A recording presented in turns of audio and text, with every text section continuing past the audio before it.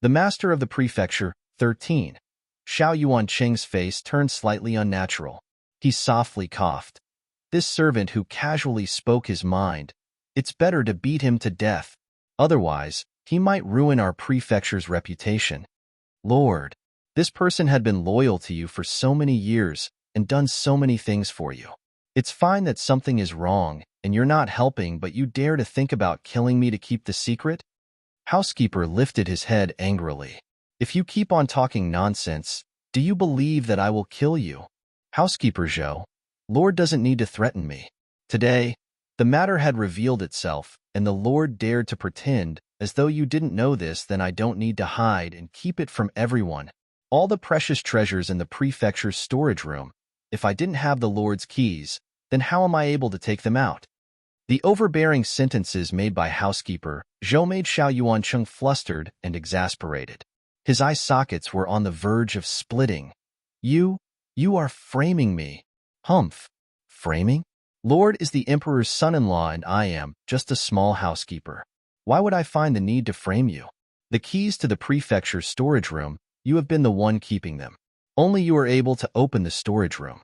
Without you, how could these treasures be transferred out? You, Xiao Yuancheng was speechless. Huang Beiyu straightened her back and suddenly coldly announced, Enough, all shut up. Housekeeper Zhou closed his mouth. Xiao Yuancheng also guiltily closed his mouth. He thought about it before exclaiming, Beiyu, this father, Enough, you don't need to explain. This matter, I will investigate thoroughly.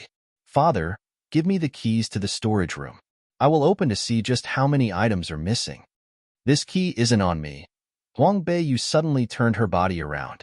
In the clean pupils of the eyes, there was indeed a chilly ray of light. Father, in front of everyone's faces, I am the daughter, so I can't lose faces for you. But this matter involves the prefecture of Princess Zhang, and I am the first daughter of the First Lady. Mother isn't here, so I am the one in charge of the prefecture. As the master of the prefecture, that storage room originally should be managed by me. Starting from today, the father doesn't need to worry about it. Every sentence was icy and cold, revealing anger that led people to feel chilly. The master of the prefecture. These 4 words were like thunder, striking on Xiao Yuancheng's head. He was infuriated and felt shameful. He was a 7-feet man, but he has no privilege within the prefecture to manage anything. On the other hand, a 12-year-old girl dared to make sarcastic comments and gesticulate at him while talking. If he gave the key to the prefecture's storage room, then that is saying that he was giving away the power of about half the prefecture. How could he be willing to do so? You're young. What do you need that key for? If you end up meeting someone that is dangerous and is lied to by a couple of words, then doesn't that mean absurd? Huang Beiyu angrily shouted. Her hands pointed at the boxes outside. Look at what those are. Human testimony and material evidence are both here. I just need to bring Ting Wei-Si over to carefully check this. What things can't be investigated? You dared to cover this. I am young, but my eyes are not blind. Father, you are so disappointing. The family matters. Do we really need to startle Ting Wei-Si?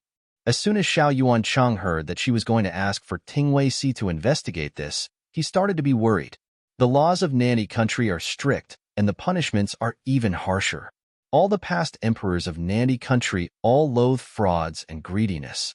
No matter whether it was bureaucracy or affairs of the nation or family/prefecture matters, as long as they were caught and brought to Ting Wei-Si, then they would be punished severely. He was the emperor's son-in-law, and he was corrupting the financial affairs of the prefecture of Princess Zhang. The punishment is worse. If the father is willing to admit the error and feel regretful about it, looking towards the relationship as father and daughter, how could I go and startle Ting Wei-Si to come and catch the father? But today, Lord, concubine Qin frightfully hollered from the back. She was trembling. If this matter were to startle Ting Wei-Si, then none of them could escape.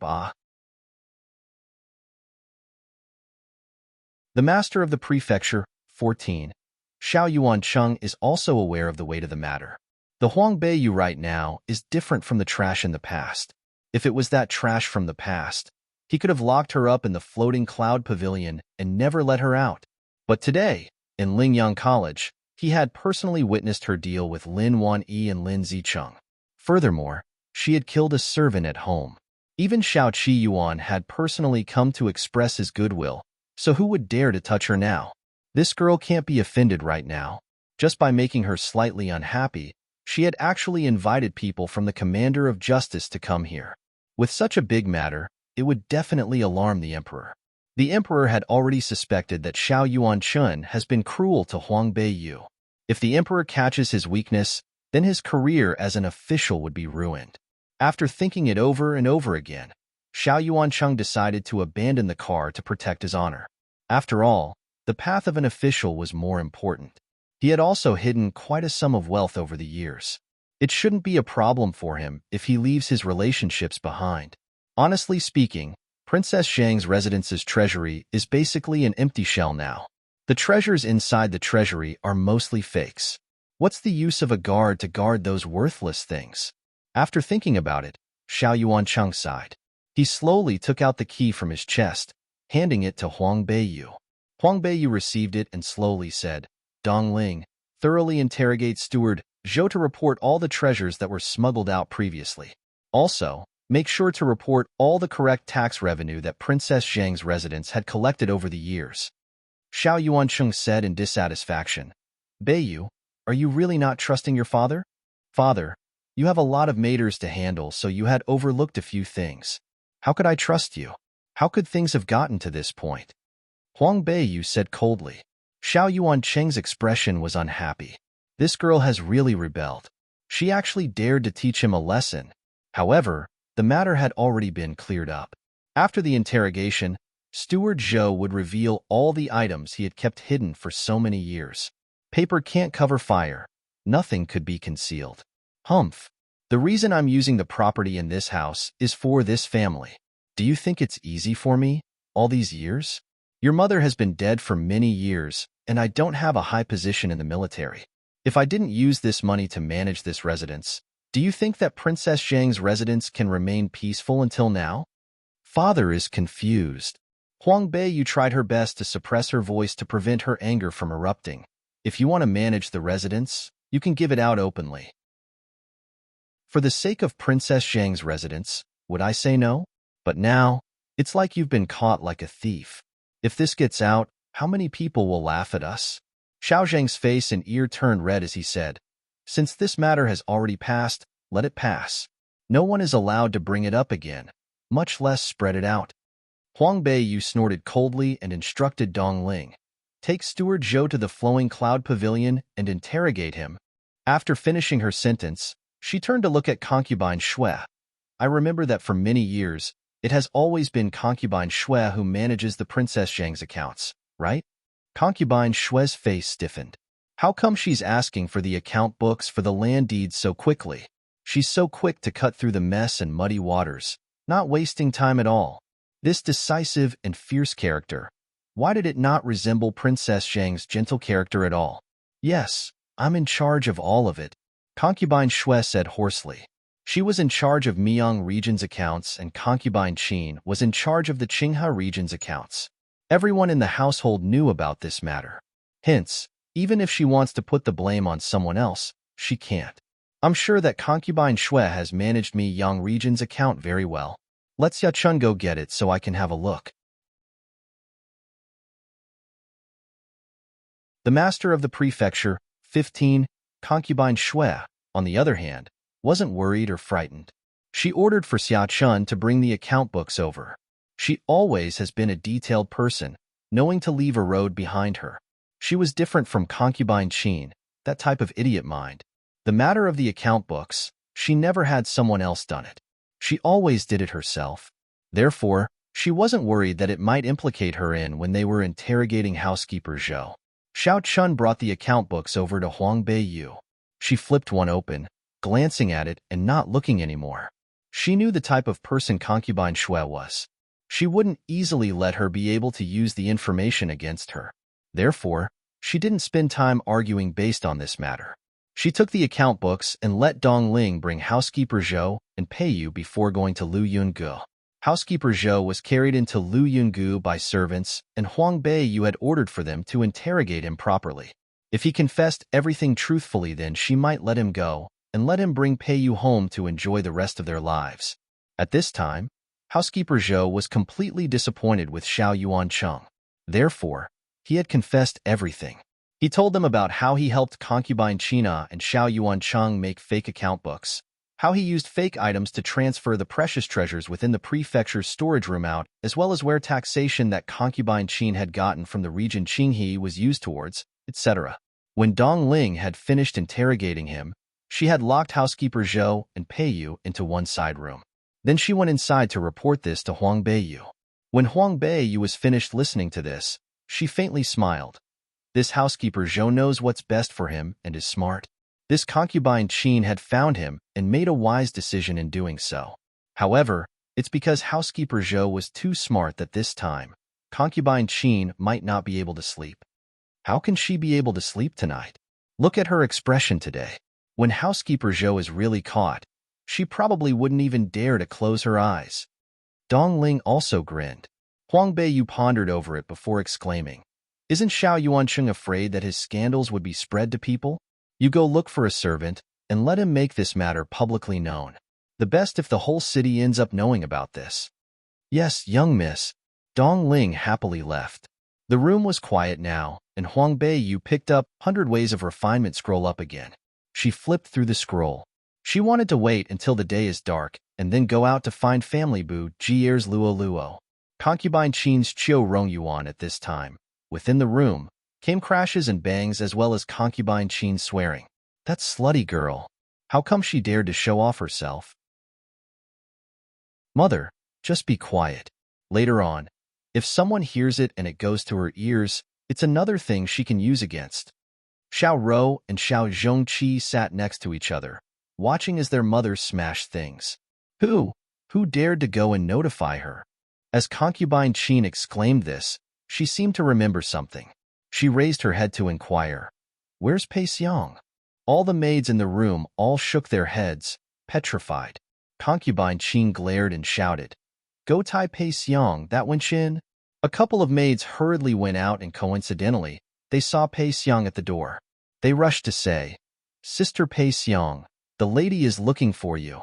"Oh, what is the matter for which the lady is looking for me for a?" Pei Xiang was not startled or scared. She faintly smiled, walking in. "Why is the lady having such a huge attitude for? If you hurt your body from being angry, then that isn't good." Concubine Qin was angry. "You're a slut. When did you and Huang Beiyu, that slutty girl, collude with each other?" Today at the Lotus Pond, Pei Xiang's attitude towards Huang Beiyu made her suspicious of her already. It's just that a lot of things happened after that, so she didn't have time to look into it. Now, she finally understood.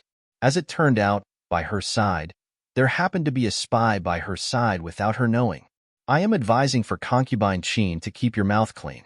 The third young miss isn't like the third young miss in the past. If she had heard this, you will suffer from this.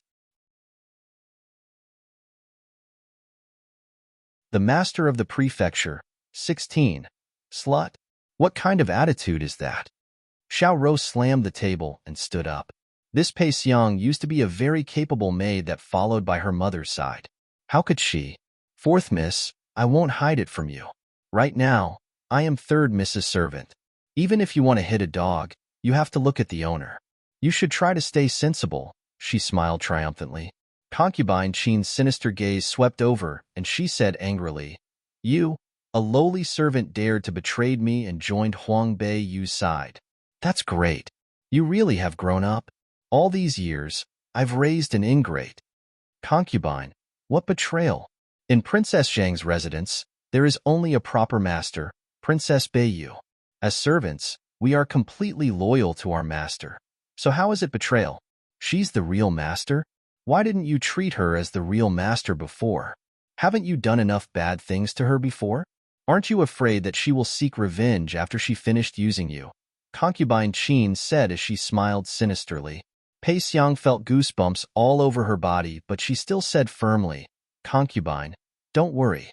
Third Mrs. character is different from yours." Yes, Pei Xiang thought for a moment and said, "Concubine, based on the many years of the relationship between us as master and servant, I advise you to give the third miss the Qinghe region's account. You should also report the amount you have secretly taken. Otherwise, you will regret it in the future. Concubine Qin's face was pale. Her vision was filled with darkness, and her body swayed a few times. She almost fell face first onto the ground. Luckily, Xiao Zhongqi had reacted quickly and was able to support her. Mother, there's nothing to say to this slut who turned on her master. Let's see if she can still act so arrogantly after I kill her. In a fit of anger, Xiao Rou pulled out the sword hanging on the wall. Rower, Concubine Qin said as raised her hand to stop her. She looked hesitant, and after some thought, she said, let her go. Just like what Pei Xiang had said, she was now Huang Beiyu's person. Even if they were to beat a dog, they would have to look at their master first. They couldn't afford to offend a deity like Huang Beiyu right now. Concubine Qin is sensible. Pei Xiang smiled and said, the matters regarding first young master, concubine will have to rely on Princess Beiyu. So you shouldn't keep the tax affairs of Qinghe region a secret. Otherwise, Concubine Qin bit her lower lip. Xiao Zhongqi said, she doesn't need to care about my matters. Pei Xiang was very afraid of this fierce young master, so she didn't dare say much. She only needed to look at Concubine to know that she had already frightened her. Having achieved her goal, Pei Xiang didn't linger any longer. With a smile, she left. Once she left, Concubine Qin's legs became soft. She sat down on a chair, looking frightened. Mom, don't worry too much. I'll go check on third sister and see what she means, Xiaorou said. Yes, Rower. Go and find out what she wants to do to us. Concubine Qin seemed to grasp at hope, and suddenly she seems to have strength again. Xiaorou nodded her head before leaving. Concubine Qin held onto Xiao Zhongqi's hand and muttered, that Huang Beiyu, why did she suddenly? Mom, if she really dares to do anything to us, we'll just fight her to death. She can forget about living well, Xiao Zhongqi said fiercely. Concubine Qin's eyes immediately began to be filled with tears. She cried, I just can't accept it. After all these years of painstaking effort, will it all come to waste? Xiao Zhongqi frowned and asked, Mother, about the accounts in Qinghe region, did you really? The Master of the Prefecture, 17. If we don't make movements on there, how would we have enough money in order to organize everything all these years? How would I be able to buy pills in order for you and Roer to take a tonic and practice austerities? Concubine Qin thought about it. If they want to check, then let them do so. All these years, Mother had secretly stashed some. Even if she checks the account books and find out something is wrong, she won't be able to check out where the money went. Concubine Qin had planned in advance. She was not stupid. In the past, she had secretly stashed money in order for Xiao Yuancheng to not find out. Now, it could be used in regards to Huang Beiyu, and let her have no way out. Royal Court Beiyu. Xiao Rou secretly came to the outside of Lu Yungu. She stared at it for a while, scared to go inside. Fourth young miss, when did you have time to come here, ah? Dong Ling walked out from the yard, smiling while looking at her. When Xiaorou came, Huang Beiyu had felt this, so she made Dong Ling come out to have a look. This Xiaorou was a great weapon. Sister Dong Ling, I just wanted to come to have a look at the third sister. I was thinking that she probably was angry at father before, Xiaorou hurriedly explained. Dong Ling shook her head helplessly. Fourth young miss, it's you who has a kind heart and still thinks of my family's young miss. Our young miss's life is bitter. In the past, the Lord doesn't like her, and now, he even hurt young Miss's heart completely, Xiaorou hurriedly exclaimed. This matter, I also think that father is at fault. There was nothing wrong with using the money of the prefecture, but secretly letting housekeeper Zhou make movements regarding this, that is wrong. It's the fourth young miss who understands her reasoning. Dong Ling smiled. It's cold outside. Fourth young miss, please go inside and have a seat. Our young miss just woke up. When she heard that was able to go inside the room, Xiaorou was very happy. In her heart right now, she was a little restless. She wanted a couple of Huang Beiyu's words in order to calm down. Dong Ling personally opened the curtains to let her in, and the moment Xiaorou got in, she raised her head to see Huang Beiyu leaning against a cushion and reading a book on the bed. Third sister. Xiaorou grinned. declaring in a small voice. Huang Beiyu raised her head and smiled when she saw her. Fourth sister, you're here. Quickly sit down. It's cold outside. Dongling, pour some warm tea. Dongling walked out, grinning. After Xiaorou sat down, she looked at her nervously before opening her mouth slowly. Third sister, about today's matter.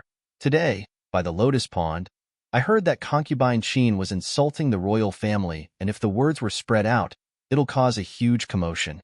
Therefore, I punished her. Is the fourth sister blaming me? Of course not. Xiaorou hurriedly shook her head. Whatever the third sister does, it's all out of reason and evidence. My mother indeed does like to cause trouble with her mouth. Third sister doesn't need to blame herself. Which real daughter would say that their mother liked to cause troubles with her mouth? From this, she could see that this Xiaorou, normally, is already dissatisfied with concubine Qin. Actually, there is nothing wrong with what she was saying. It's just that today, I had interrogated housekeeper Zhou, and what the housekeeper Zhou had said, I couldn't believe. Huang Beiyu placed the book down, a look of worry on her face. Xiaorou's heart pumped quickly, hurriedly answering, Third sister, this matter. My mother indeed is at fault, but she's old and can't endure the torture within the prison. Third sister, please don't make this matter bigger than it is and send her to Tingwei Si. Huang Beiyu slightly curled up her lips, smiling. We are all a family. How could I have the heart to make it a big deal towards Tingwei Si? What happened in our prefecture? It's better to resolve this within the prefecture. Xiaorou let out a huge sigh.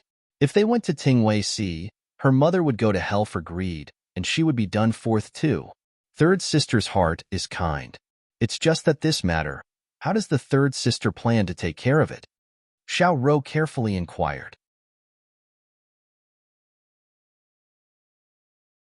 The master of the prefecture, 18. Huang Beiyu faintly smiled. How else would I handle this? Isn't it just going to be the same as for housekeeper Zhou?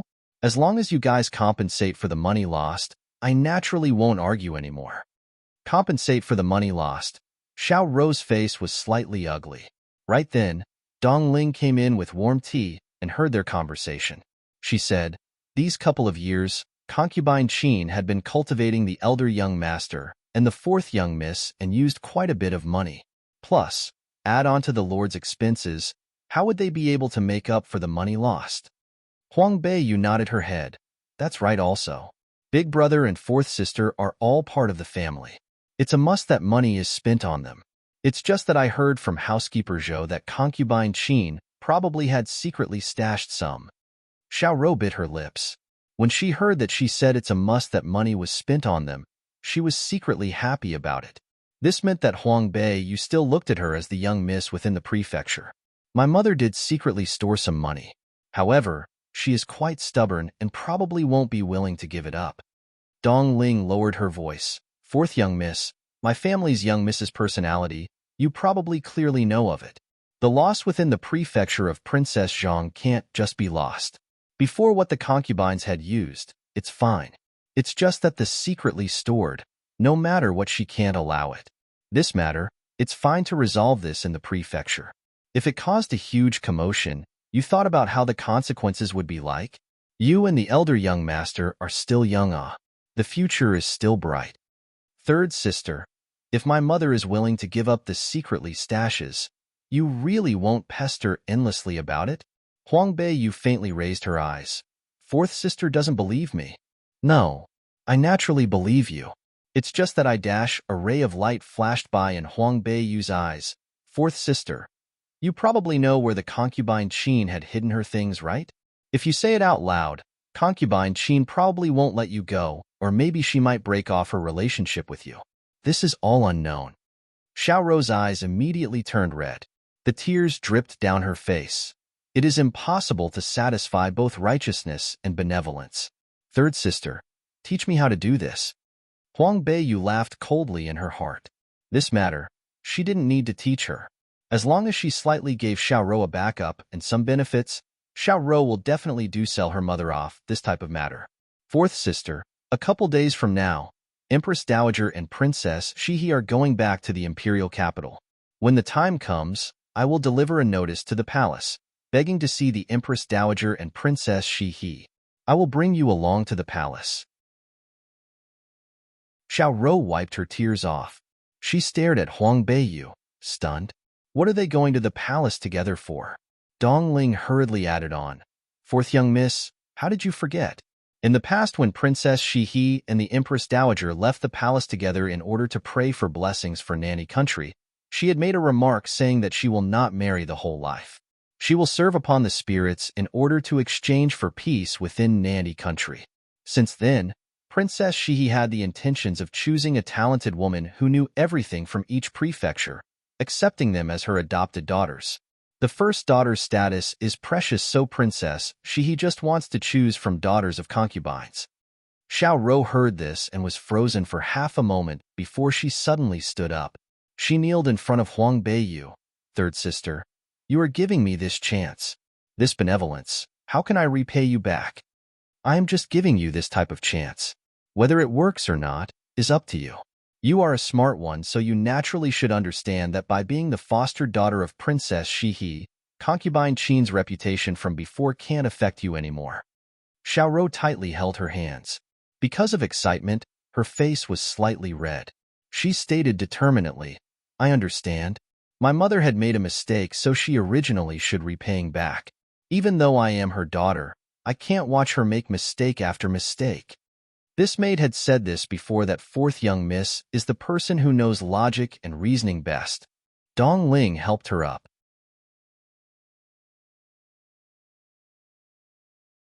Master above, 1. Huang Beiyu's body leaned against the soft cushion. Fourth sister, this matter, you had suffered from it. For our prefecture, what does this suffering count as? Xiao Rou bent her knee, saying, Third sister, go rest. This sister will leave now. Huang Beiyu nodded her head, watching as Dong Ling brought her out. After a while, Dong Ling came back smiling. Actually, the fourth young Miss's personality was completely inherited from the Lord. In the entire prefecture, the fourth young Miss and the Lord are the closest. Huang Beiyu coldly laughed. All cold and ruthless people. The people in family Xiao are all the same. From Xiao Qiyuan to Xiao Yuan Chengdan to Xiao Rou, they are all selfish and without affection. However, when is she not that type of person as well? Huang Beiyu stood up from the bed and walked over to the window, looking. The sky is dark. Is the young miss going out? Dong Ling was already clear with her schedule. When it is night, she usually would secretly go out. From the drawer, she took out a cloak for her to cover herself. Huang Beiyu turned around to exclaim, Look after the housekeeper Zhou properly. If Xian Yuancheng and concubine Qin want to destroy the evidence, they probably would make a move to housekeeper Zhou. Yes, young miss, don't worry. Towards Dong Ling, she was absolutely comforted. Huang Beiyu snuck out from the window. Moving slickly through the night, the ghost-like silhouette flashed by the dark alleys heading towards the castle of Bujier outside the city. Royal Court Beiyu. Under the moonlight, the young man's silhouette of waving the sword seemed to be weak. The sword in his hand moved back and forth a couple of times, attacking the wooden person but never able to exert the full potential. The face gradually revealed a given-up look. Young master, as long as you use more strength on your hand, then it will be fine. The coach who was standing to the side cheered for him. I already have been using more strength. The young man pursed his lips, stating. That coach immediately didn't dare to say another word. The sword in the young man's hand aimed towards the wooden person, but in his mind, it recalled back to the competition in Lingyang College today. Princess Beiyu used the vitality to stretch the horse whip straight and used it to pierce Lin Zicheng's chest. How did she bring out the power to do so? How come the move looked so simple, but when he learned it, it was that difficult? How come he is unable to grasp the main points? The sword in his hand doesn't seem to listen to him. Luo threw the sword to one side, irritated. But at this time, suddenly a black ghost-like shadow appeared behind him. It held the hand which he held the sword and brought the sword back, piercing forward. The feeling in his heart was completely different. This sword and the sword in which he slashed out, the move was the same, but he felt different. Within this sword, he felt like if Lin Zicheng stood in front of him, he would be able to slash him without any strength. Look at the sword in your hand clearly. This is a sword to murder someone. Came a deep but icy cold voice. Luo's body slightly trembled and his ears slowly turned red. A ball of fire had reached his face. Don't be distracted. Look again. The icy voice, but as though the unfrozen lake in spring, cold but elegant and pleasant. Luo's hand was held by a pair of even smaller and delicate hands. Once again, they brought the sword out and the normal sword moves actually pierced through the wooden person's heart. Amazing! Luo was shocked. The hand loosened and the person behind moved back. In his heart, he was disappointed and hurriedly turned around. Suddenly, a ray of coldness flashed by and the sword was in front of him.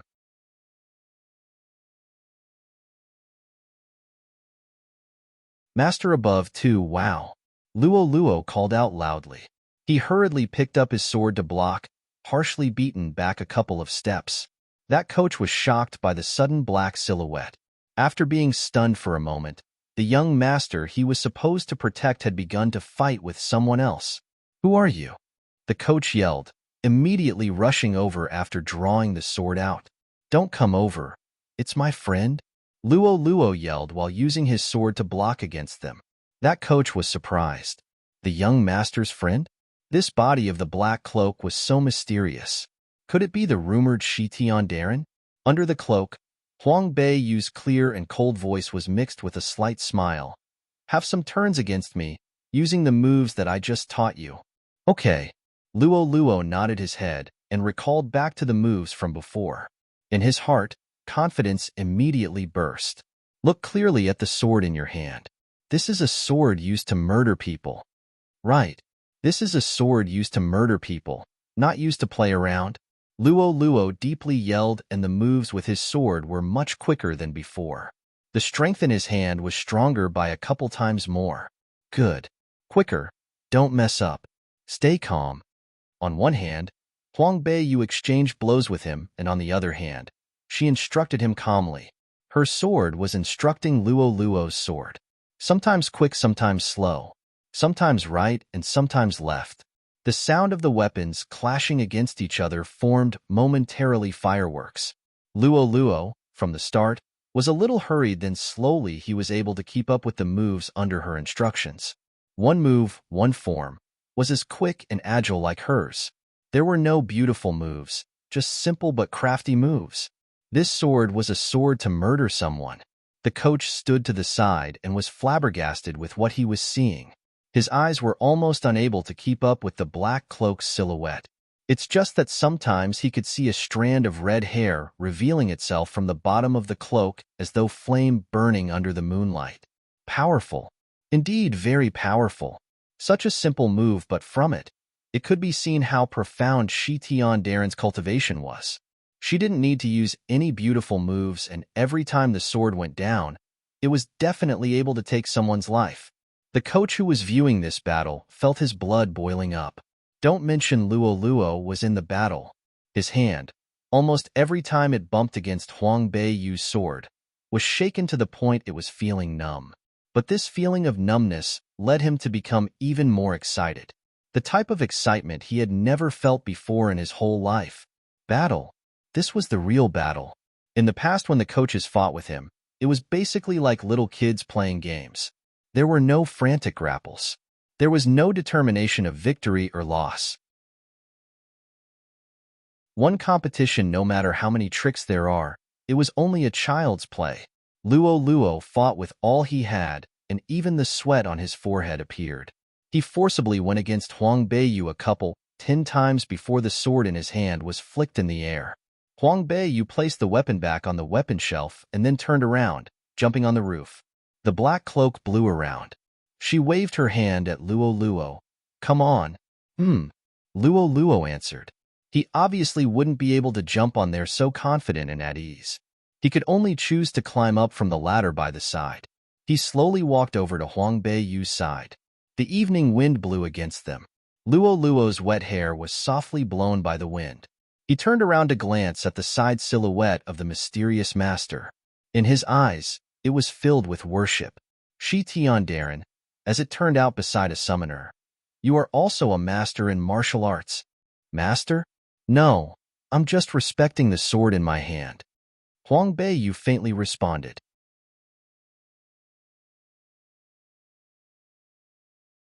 Master above, 3. Respect the sword in your hand. Luo Luo was a little immersed in the words. Towards this mysterious master, he looked towards her in admiration. Shi Tiandarin, you. Luo Luo was hesitant. He opened his mouth and his face was a little red, not continuing to say anything more. Huang Beiyu turned her head around. Under the black cloak's gaze, it included a slight smile. What do you want to say? No. Luo Luo sat down on the roof, a little disappointed. He bit his red lips. During today's competition within the Lingyang College, I lost. Losing and winning is a normal thing within life. You just need to look upon it indifferently. Luo Luo admired her open-mindedness. But only masters could say that to a master. If he was like that, and was open-minded, then that would be considered as immature. Did Shi Tiandarin hear of Princess Beiyu from the prefecture of Princess Zhang? Luo Luo raised her head to look at her. Huang Beiyu's heart thumped. She knew that it wasn't that Luo Luo had recognized it was her, but when she heard someone else mention her other status, it couldn't be helped that she acted a little unnatural. Heard of. Huang Beiyu remembered her intention of coming today. She continued to say, Princess Zhang is my benefactor. I came to Nanny country in order to repay a kindness. This was the first time Luo Luo had heard Shi Tiandarin talk about her worry. All of a sudden, he felt their distance was much closer now. The haze in his heart suddenly was diluted by this happiness. She was talking about something so personal to her to him. So does that mean she trusts him? Her cold personality. She probably won't tell anyone else about this. Luo Luo was naively happy and forgot that he had lost the competition today. He inquired, Then how do you want to repay the kindness? Princess Zhang had passed away for so many years. You probably can only repay the kindness on Princess Beiyu's body. Huang Beiyu nodded her head. In her heart, she was relaxed. Interacting with Luo Luo, this type of person who doesn't think of plotting schemes and is innocent, was the most relaxing. She didn't need to go around the curves, and he will naturally say it. I heard that within the prefecture of Princess Zhang, it isn't peaceful. I think I can probably help her to make it peaceful. Luo Luo's pretty face suddenly turned serious, as though he had anger towards a common enemy like her. The people in family Xiao, I don't like. Princess Beiyu is often bullied by them. If I had enough power, I will teach them a lesson.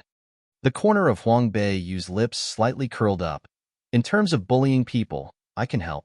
It's a pity that bullying people can't resolve any issues. Right, we're letting them off too easily by only bullying them. Luo Luo nodded his head, then suddenly thought of something. He used his hands and feet to climb up. He slightly moved his face a little closer over. Do you know that the people in the prefecture of Princess Zhang would all secretly transfer their properties out and exchange it for coins, saving them up? Huang Beiyu was slightly shocked. Who knew that Luo Luo would voluntarily say this to her?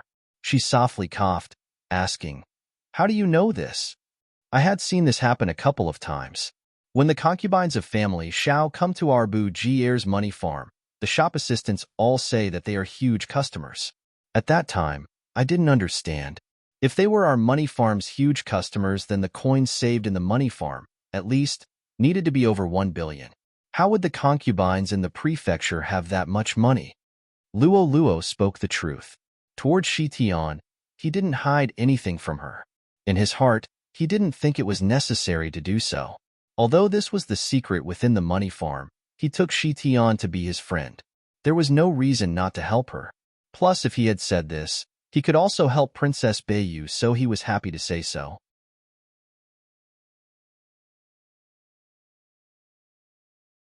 Master above E4. In fact, in Luo Luo's heart, there was no concept such as trade secret. His mind was simple. There is only the relationship between friends. There would be no scheming for benefits. Huang Beiyu is also very touched by his sincere friendship. She had been a killer in the 21st century and had assassinated all kinds of people. Those people include many business people. She knew the importance of business secrets. So if Luo Luo wasn't treating her as a real friend, he wouldn't be telling her this. I've seen all the people in Princess Zhang's residence. Although they seem arrogant and despotic, I didn't expect them to be so bold. Even in the capital city, under the emperor's feet, they still dared to be so bold and greedy. Oh, this greed is a heavy crime. Why don't I go find the people from the commander of justice place tomorrow and arrest all of them? Then they can interrogate them strictly, Luo said. Huang Beiyu shook her head lightly and said, we don't need to alarm the commander of justice's residence. Otherwise, we will inadvertently alert our enemy. Whatever Sir Shitian says to do, I will do them all, said Luo. He blinked his eyes with an excited look on his face. This brat is straightforward and honest. She likes his personality. Of course, she wouldn't do anything that would make things difficult for Luo. As long as there is any concrete evidence, she would be able to play concubine Qin and concubine Shui to death. She secretly instructed Luo a few things. Her mood was very good. Sure enough, having a large family as a backer could save her a lot of trouble. Young Master Luo, come down quickly. The old master is here. The coach suddenly ran in and shouted in a low voice towards the roof. Luo frowned. His bright smile suddenly collapsed. Huang Bei, you probably could guess why he suddenly became so dejected. Today, he had lost the competition at Lingyang College. It must have been a huge blow to him. After all, even Huang Beiyu, who had always been known as rubbish, had won. As a man, Luo probably can't help but feel disappointed. Glancing at Luo's expression, Huang Beiyu patted his shoulder and said, don't look so bitter. Today when you sparred with me, wasn't your skills amazing? How am I amazing? I know you deliberately let me do that. Luo peeked at the wisp of red hair under her cloak. He was a bit shy, but he was secretly happy to be praised by her. I've said it before, I respect my sword. Since the sword is in my hand, I will not take it as a joke. Luo's heart beats wildly. Just as he was about to say something, the voice of the clan head, Sai Si, came from beneath the roof. So, it's Shitian who is here. My apologies. Luo, how can you treat the guest like this? Why did you bring the guest to the roof? How rude. Luo had a wrong look on his face, but Huang Beiyu said, clan leader, don't blame young Master Luo. I came up here myself. From the roof of your residence, one can see the entire Lin Hui city. The Buji heir family's mansion is located in an extremely high location. It was able to overlook the entire imperial capital. The scenery was truly quite beautiful. She pulled Luo up and floated down from the roof like a cloud. With such skills, even the experienced and knowledgeable clan head Sai Si was secretly amazed. This Shitian is truly not ordinary. Luo, you go in first. Father will speak a few words with Shitian. Sai Si sent Luo away. Although Luo was unwilling, he couldn't go against his father's words, so he left. Clan head Sai Si, if you have something to say, just say it, Huang Beiyu said as she walked to the side of the weapon rack.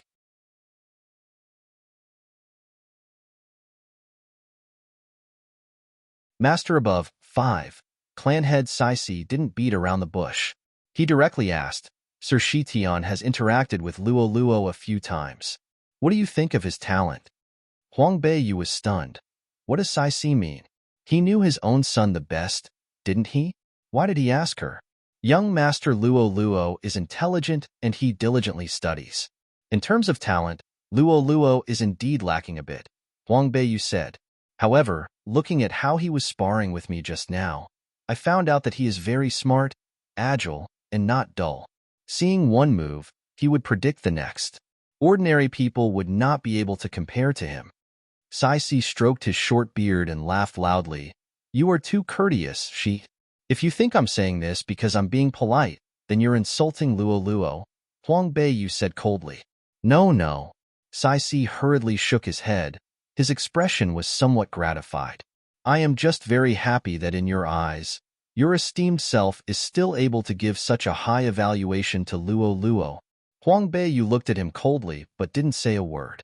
Sai Si didn't continue with the previous topic. He said, I wonder which family does an expert as your esteemed self has come from? I'm alone. Huang Beiyu looked at Sai Si and gradually understood what clan head Sai Si was up to. He wants to win her over. The Buji family is one of the most powerful families on the Karti continent. There are many experts within the Buji family.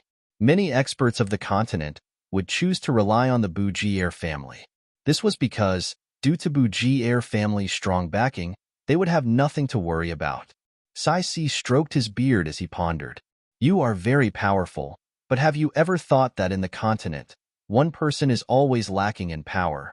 With a hand gently supporting her chin, she turned her head and said indifferently, Clan head's intention, I understand. Sai laughed. He didn't feel embarrassed at all. Wise people don't speak in a roundabout way. Shi Tian is straightforward. Clan head Sai is also a straightforward person. Just say it. Sai crossed his arms behind his back and took a few steps forward, letting out a heavy sigh.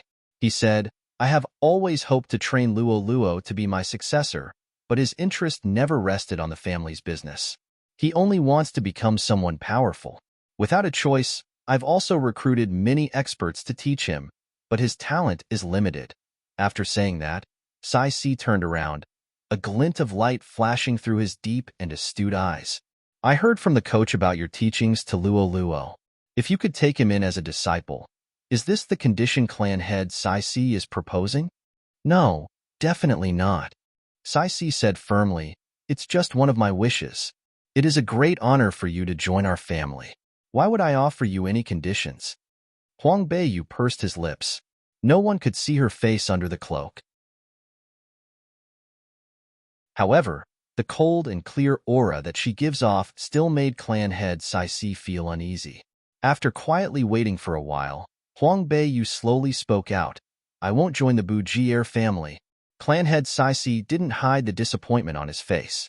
However, he was someone who had gone through great wind and waves, so he just bitterly smiled. He regretfully said, I respect your wishes. However, I would like to have a mutually beneficial relationship with the Buji family. Huang Beiyu's voice was light, but it was hard for anyone to resist.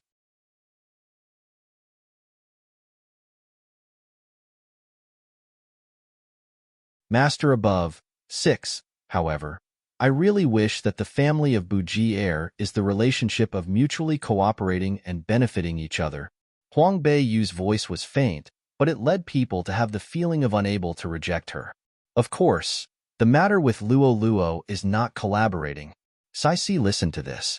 The sentence before talked about cooperating, and he thought that there was no problem with this. After all, a master joining the family of Buji wasn't that also the relationship of mutually cooperating with each other? They need a master's prestige and power to stabilize their family's power. On the other hand, the masters would want to use the family Buji strong influence in order for them to stand on the mainland steadily. It's just that when they join the family, in the future when they do something outside, they need to take the matters of the family as a priority.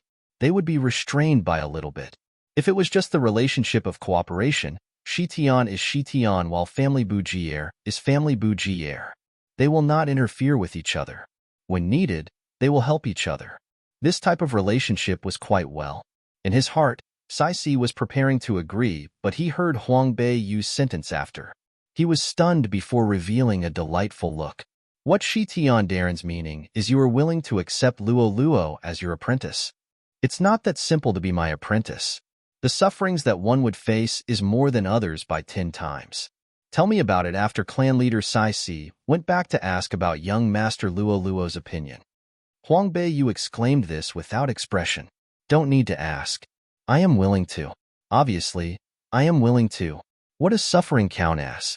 I love suffering. Luo suddenly jumped out from the yard, excitedly declaring. The corner of Huang Beiyu's lips curled up. Luo's attitude was the exact same as hers when she formally became an apprentice to her master. What does suffering count as? As long as she was able to become powerful, she loved suffering. Clan leader Sai was chuckling. He glared at Luo, a little indulging. The adults are speaking. How can you be outside trying to eavesdrop? This is impolite. Quickly apologized to Shi Tian Darren. Oh no, your master. Luo's huge eyes blinked a couple times. He looked towards Huang Beiyu, full of shock. Master above, this apprentice knows that he is wrong. Clan leader touched his beard, smiling. Today, it's getting late. It's too rushing. Tomorrow, I will prepare for the grand ceremony for formal apprentices to meet their masters so Luolu can worship Shitiandaran as master. It's fine without a ceremony. Since Luoluo calls me master, I will instruct him. The ceremony for apprentices meeting their masters was just a process. There was no huge meaning behind it. Plus, this matter might cause a huge racket and won't benefit Luoluo in any way.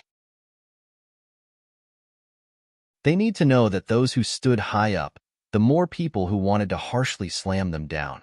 Luoluo is still young and innocent. This type of harm, he can't endure it. Clan leader Saisi had also thought of this. He nodded his head, saying to Luoluo, Luoluo, kowtow once to your master. Offer a cup of tea. The etiquettes are still required. Yes. Luoluo kneeled down and kowtowed 3 times. The servant immediately placed the hot tea in his hand. He raised it up with both his hands, delivering it to Huang Beiyu. Master, please drink tea. Huang Beiyu faintly smiled, taking it over. She used the cup to cover up while she sipped. Get up. You are worshipping me as master, but I have nothing to gift you. The swordplay from before, I will demonstrate it a complete time. You look at it carefully. Many thanks, master. Luoluo was incomparably excited. The first time that he had worshipped a master, he was able to learn Shitiandaran's swordplay. How could he not be happy? Clan leader Saisi looked at the 2 people, gratified. He waved his hand towards the servants on 2 sides, and he also left secretly, leaving this place to the pair of apprentice and master. Under the moonlight, the black silhouette moved naturally and flowingly. Although the actions were slow, the light of the sword had formed an invisible net. It was just like a real one in the sky, not scattering even after a long time.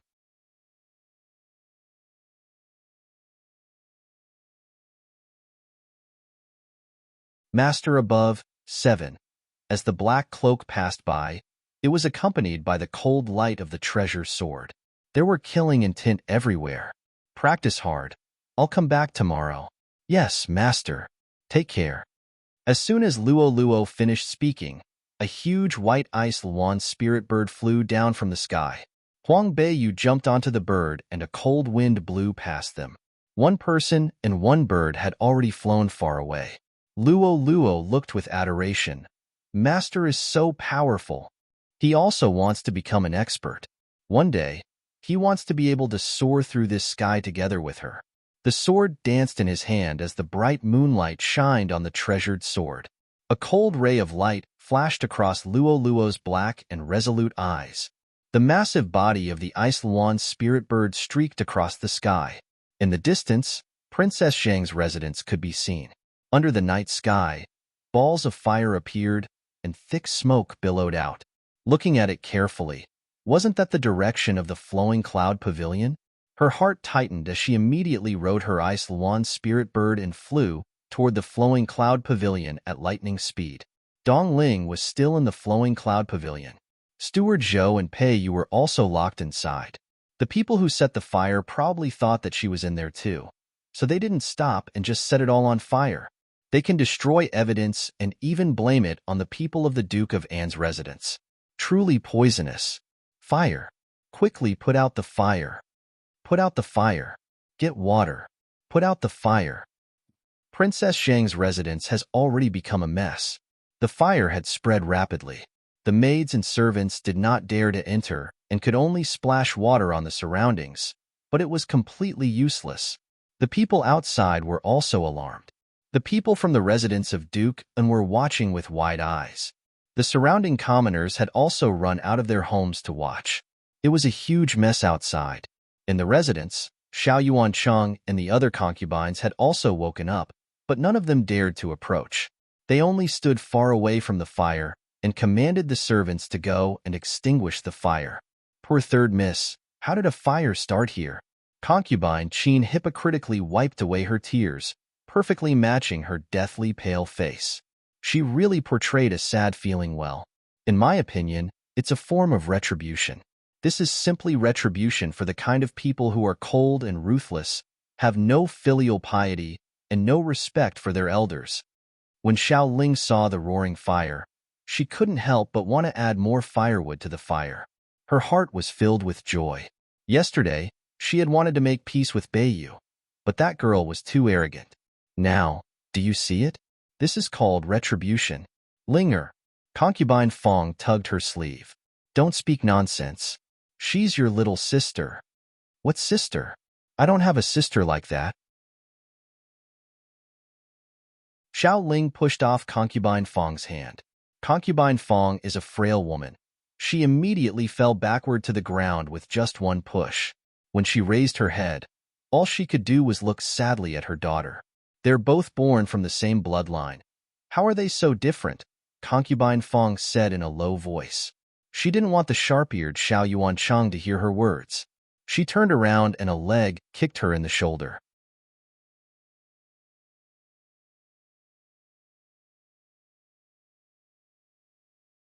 Master above 8. What did you say? You slut? Concubine Fong clutched at her shoulder, cold sweat pouring down her face from the pain. Master, Before she could finish his words, the noise around them suddenly became a cry of surprise. Look, what is that? It's heading here. It's coming this way. It's so huge. It's the Ice Luan spirit bird. It's Shi Tian's Ice Luan spirit bird. Finally, someone cried out in alarm. Then, everyone followed suit. In the sky, which was dyed red because of the fire, a huge snow-white-colored mythical bird approached from the distance. It flapped its huge wings. The fiery fire rushed towards the people in the courtyard. Xiao Yuanchang and the other concubines immediately fled in panic. In their haste, the fallen concubine Fong was stepped on several times. No one came to help her. At the same time, a fierce fire that had rushed towards them, burning all the trees in the courtyard. Concubine Fong crawled up from the ground. The fire burned so fiercely in an instant that she couldn't see where it was going, so she ran wildly. When she felt the fire growing stronger, she discovered that she was running in the direction of Flowing Cloud Pavilion. Cries of surprise came from outside one after another. Concubine Fong was just about to turn around and flee when she suddenly felt a burst of cold wind. In the next moment, the huge Ice Luan spirit bird pounced into the blazing Flowing Cloud Pavilion. Concubine Fong looked at the scene in front of her with a shocked expression. The fire had been slightly reduced by the Ice Luan spirit bird's arrival, allowing her to clearly see the young girl that had jumped down from the Ice Luan spirit bird's back. A section of her black cloak slid down, revealing long fiery red hair as well as. Concubine Fong cried out in alarm. The Ice Luan spirit bird suddenly turned its head and glanced at her with its huge eyes. Concubine Fong was so scared that her legs went limp. Just as she was about to turn and run away, the Ice Luan spirit bird reached out a claw and grabbed her. Huang Beiyu turned her head to look at her. Upon seeing that it was Aunt Fong, she felt a little more at ease. The third lady, Concubine Fong said stutteringly. When she was caught by the Ice Luan spirit bird, the extremely cold air sent chills down her spine despite the fact that they were the middle of the fire. Huang Beiyu had already broken off her connection with the beast without boundaries, so hair had returned to its pitch-black color. Her appearance did not change much. Her delicate facial features were practically the same. It was just that the red-haired Huang Beiyu looked even more imposing and fierce. But the black-haired Huang Beiyu was a little more gentle and elegant. Although the two were different, it was only in terms of temperament. However, one could recognize her appearance with a glance. Thus, after such a long time, Huang Beiyu continued to wear a black cloak when she appears as Shi Tian. Right now, in the middle of the fire, it was hard for her to say anything to Concubine Fong. She was very respectful towards this person. Unlike Concubine Qin and Concubine Xue, Concubine Qin and Concubine Xue both had conflicts with her, making her want to cut weeds and eliminate the roots. After instructing the Ice Luan spirit bird not to hurt Concubine Fong in her heart, Huang Beiyu quickly walked into the room. The smoke rolled around, but there was no one in the room. Where was Dong Ling? That's right. Before she had left, she instructed Dong Ling to keep an eye on Steward Zhou, so that no one could find an opportunity to attack him. That girl has a straightforward personality. She must have seen the fire and decided not to run for her life. Instead, she went to find Steward Joe. With that thought in mind, Huang Beiyu quickly jumped out of the window into the side room. Seeing that the door was not closed, she confirmed her guess. The fire in the side room was even bigger. It was obvious that the person who set the fire wanted to silence Steward Joe by killing him.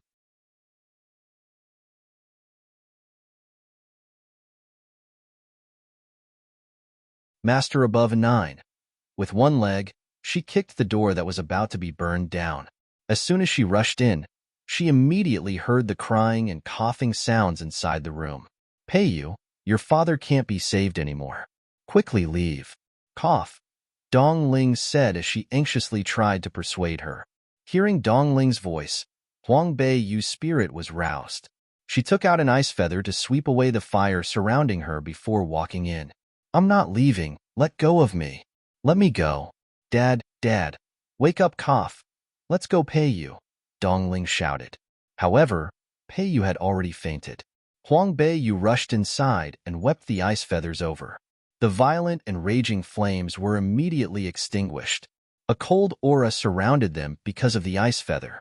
When Dong Ling felt the coldness, she turned around and became overjoyed. Miss, you finally came. Steward Joe, Dong Ling held the unconscious Peiyu, and her tone showed her self-blame. Huang Beiyu looked at Steward Joe in the corner. He was pressed down by a burning wood pillar that had collapsed. He had already taken his last breath. He was already beaten by wooden planks before this, making him unable to walk. So after the fire started, he couldn't run away. He could only wait for death. Huang Beiyu was depressed. Since Steward Joe died, then there would be one less witness. Don't know how full of themselves Xiao Yuancheng and concubine Qin will be. However, there was nothing she could do at the moment. She walked over to Dong Ling and took Peiyu's hand. She then said to Dong Ling, quickly, let's go. 2 people, one on Peiyu's left and one on Peiyu's right, helped her out. With ice feather in her hand, the surrounding flames didn't dare to approach them. When they walked into the courtyard, concubine Fong was still in the ice luan spirit bird's claw, trembling in fear with a stunned expression on her face. Huang Beiyu handed Peiyu to concubine Fong and coldly said, Concubine Fong, you've seen my true face. Originally, I want to dispose of you. However, since I was young, you had shown me a lot of love, so I can't be an ungrateful person. As long as you keep my secret, I definitely won't hurt you. Concubine Fong immediately nodded her head. Third Miss, I won't say anything. With how powerful you are now, there's now hope for the residents of Princess Xia. Huang Bei, you trust concubine Fong a little. When Princess Zhang was still alive, concubine Fong was one of the few people who was able to talk to Princess Zhang for a while. Although her personality was cold, she treated Princess Zhang with complete courtesy and respect. On the other hand, she didn't pay much attention to Xiao Yuancheng. Princess Zhang had treated her much more affectionately than other concubines. After Princess Zhang had passed away, Huang Beiyu was often bullied in the residence, and it was also concubine Fong who had repeatedly protected her. Otherwise, if it was concubine Shui or concubine Qin who had seen her true face, she wouldn't have shown the slightest bit of mercy and end their life. Let's go out first. Huang Beiyu nodded towards the Ice Luan spirit bird. The Ice Luan spirit bird opened its mouth wide. Thick ice shards immediately came out and the flames in front of them completely disappeared. At the same time, the Ice Luan spirit bird flapped its huge wings and flew up into the fiery red sky, disappearing in the next moment. The few of them supported each other as they slowly walked out of the flowing cloud pavilion. The people standing outside of the flowing cloud pavilion didn't even dare to make a sound when they saw the people coming out. Some of them that were carrying buckets of water immediately went up to her to receive credit. Third Miss, are you all right? This fire was too strong. No matter how much we tried to extinguish it, we weren't able to. Third Miss, you must have been frightened. Third Miss's luck is great, blessed with great fate. Floods of good fortune filled the heavens, so of course, she's safe and sound. As the sounds of chatter filled the air, the gazes of the crowd grew increasingly respectful as they looked at her. What a joke. The person who went to save them just now was the person who has the most influence and the strongest power, the great master Shi Tian. Princess Bei, you must have some relationship with Shi Tian to have him rescue her.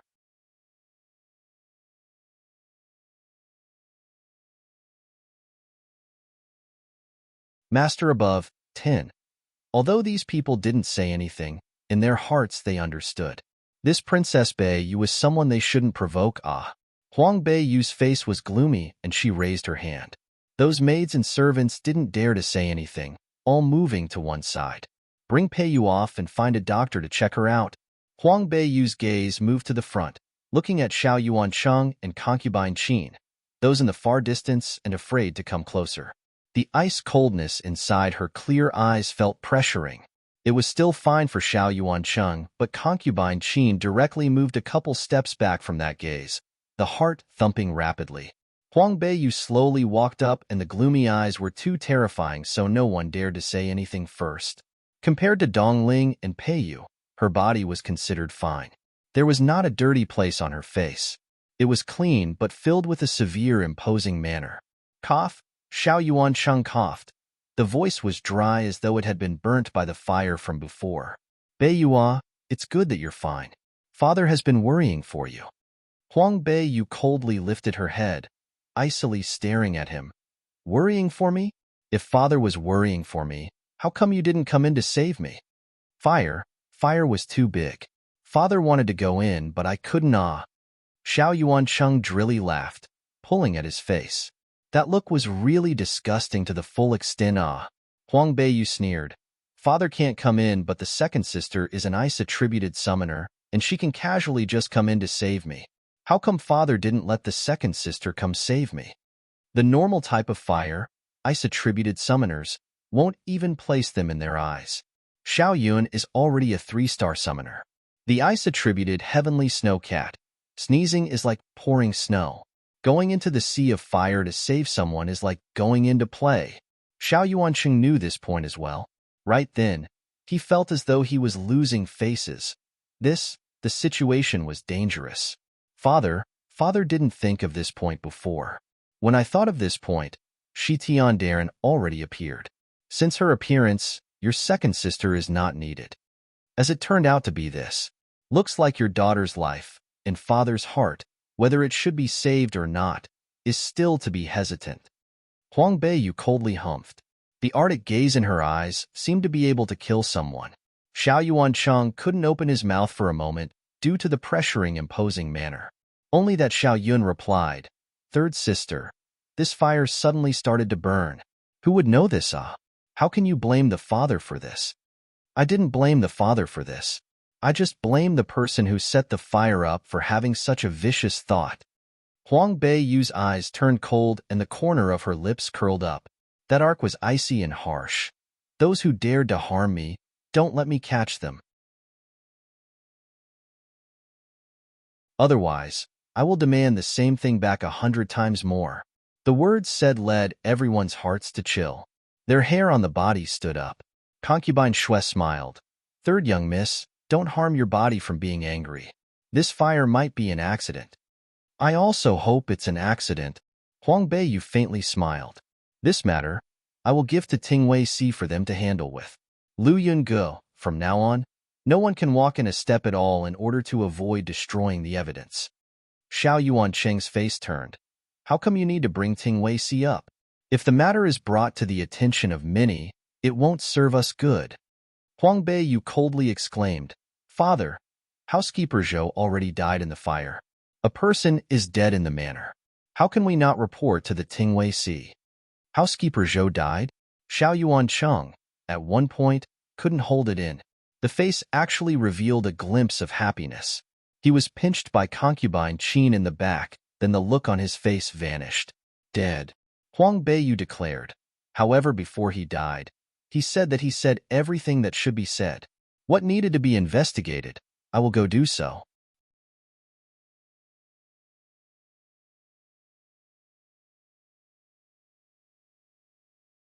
Return 10 times as much. 1.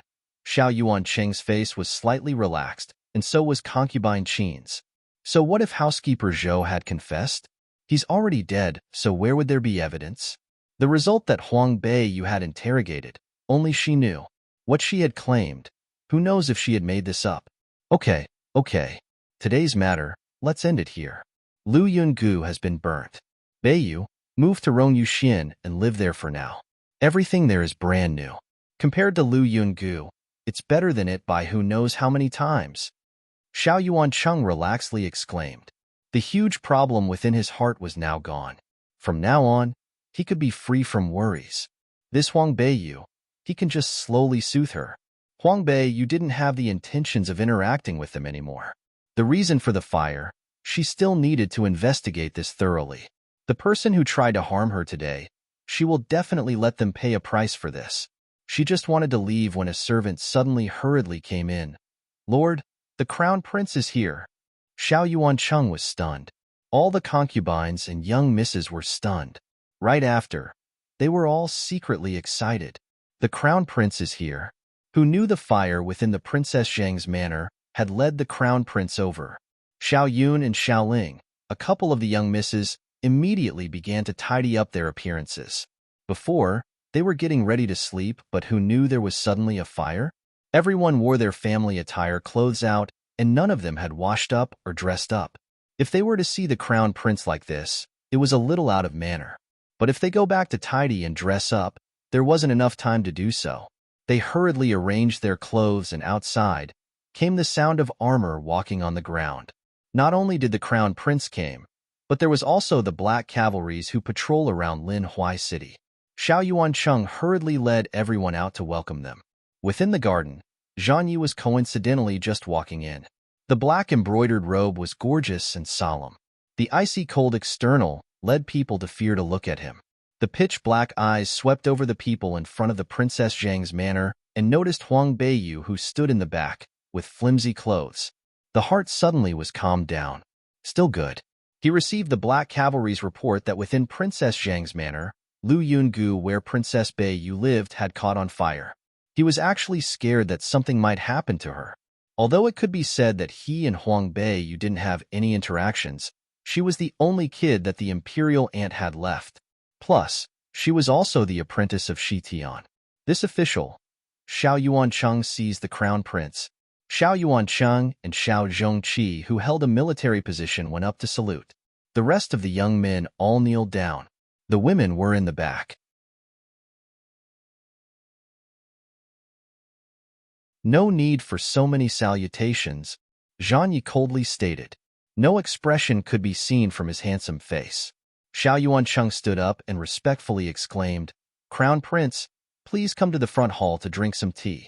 Today within the manor, there have been some matters letting the Crown Prince see a joke. Zhao Yi watched as nothing was wrong with Huang Beiyu, so he didn't say anything more. It's just that he faintly inquired, how come it had suddenly caught on fire? I heard that the fire was from where Princess Beiyu lived. Does Princess Beiyu have any injuries? Xiao Yuancheng hurriedly replied. Report back to the Crown Prince. This fire was just an accident. Before, thank goodness Shi Tiandaran had appeared just in time and saved everyone within Lu Yungu and Princess Beiyu out. Shi Tian obviously came. Her apprentice was in danger, so how could she possibly not care? It's good that there is nothing wrong with Princess. This fire probably caused some fright for the princess. Tonight, rest earlier. Zhang Yi looked towards Huang Beiyu. The tone in his voice was slightly warmer. Many thanks, Crown Prince. Huang Beiyu slightly bent her body and raised her head to see Zhang Yi's slightly pale white face, which seemed to be weak.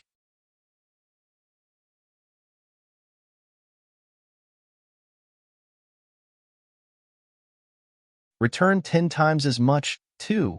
Being poisoned by the heaven, swallowing red python doesn't feel good. When she was poisoned at that time, even thinking about it now, it felt uncomfortable. Although Zhang Yi hadn't been poisoned much, it'll still feel uncomfortable for him. Yet he had still traveled a long distance to see her. She felt very apologetic to him, so she wanted to say a few words of concern to him. But there are so many people and she's still an unmarried young lady, so it wasn't good to say too much. Zhang Yi had no intention of staying at Princess Zhang's residence to drink some tea.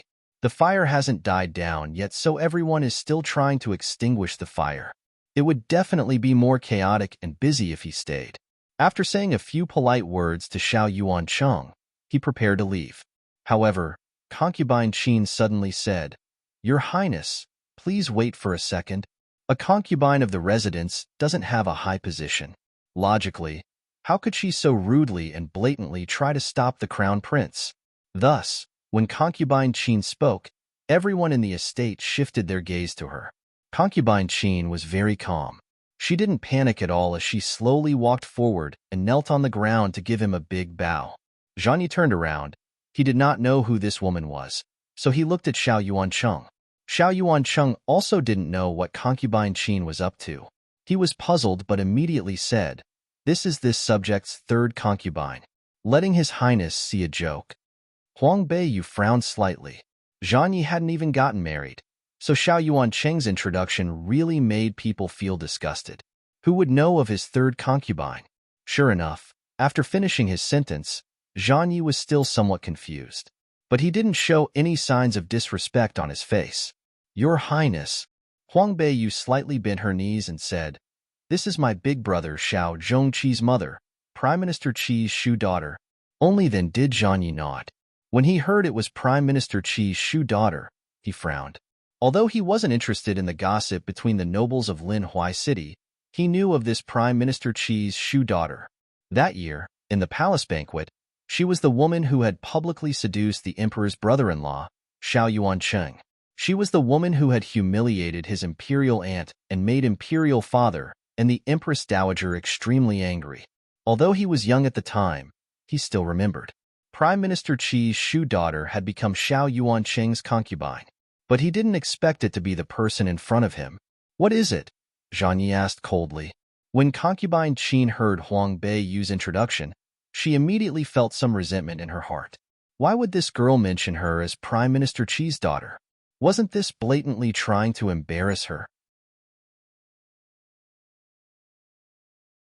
However, she had an even more important matter at hand, so she wouldn't bother with these matters for the time being. Concubine Qin kowtowed before saying, "Reporting to your highness, I feel that this fire is strange. I'm afraid it's not an accident but rather man-made." As soon as these words came out, the crowd burst into an uproar. Xiao Yuancheng immediately shouted, "Women, what nonsense are you spouting? Don't be disrespectful in front of his highness." Concubine Qin slightly shrank back. For many years, Xiao Yuancheng had always doted on her. He had never gotten this angry at her before. So for a moment, she was also a bit afraid. However, Zhang Yi raised his hand, signaling to Xiao Yuancheng not to say anything more. He then said to concubine Qin, "Continue talking." "Yes," Qin shyly responded. Then she tried her best to use a gentle voice to speak. "Recently, Princess Zhang's residence has had some conflicts with the Duke of An's residence.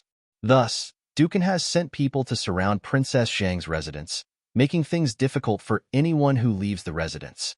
Not long ago, Dukan and his son, Xueche, had personally come to the residence and dissolved the engagement between Princess Beiyu and his son, Xueche.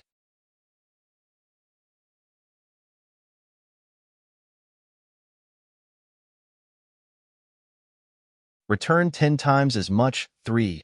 Princess Beiyu is young and didn't understand.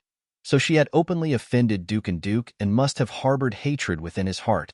So he had secretly sent people to set fire to Princess Beiyu's flowing cloud pavilion, attempting to burn her to death. Everyone sucked in a breath of cold air when they heard that. It was Duke Un who wanted to harm Princess Beiyu? Xiao Yuancheng rubbed his chin as his mind spun. He immediately understood concubine Qin's intentions. He was overjoyed in his heart. "Good Qiner, after all these years, I haven't realized that you're actually a smart person. Reporting to your highness, the day the Duke Ans broke off the engagement, his attitude was arrogant and aggressive. He had also insulted and humiliated Princess Beiyu multiple times. He was truly being unreasonable.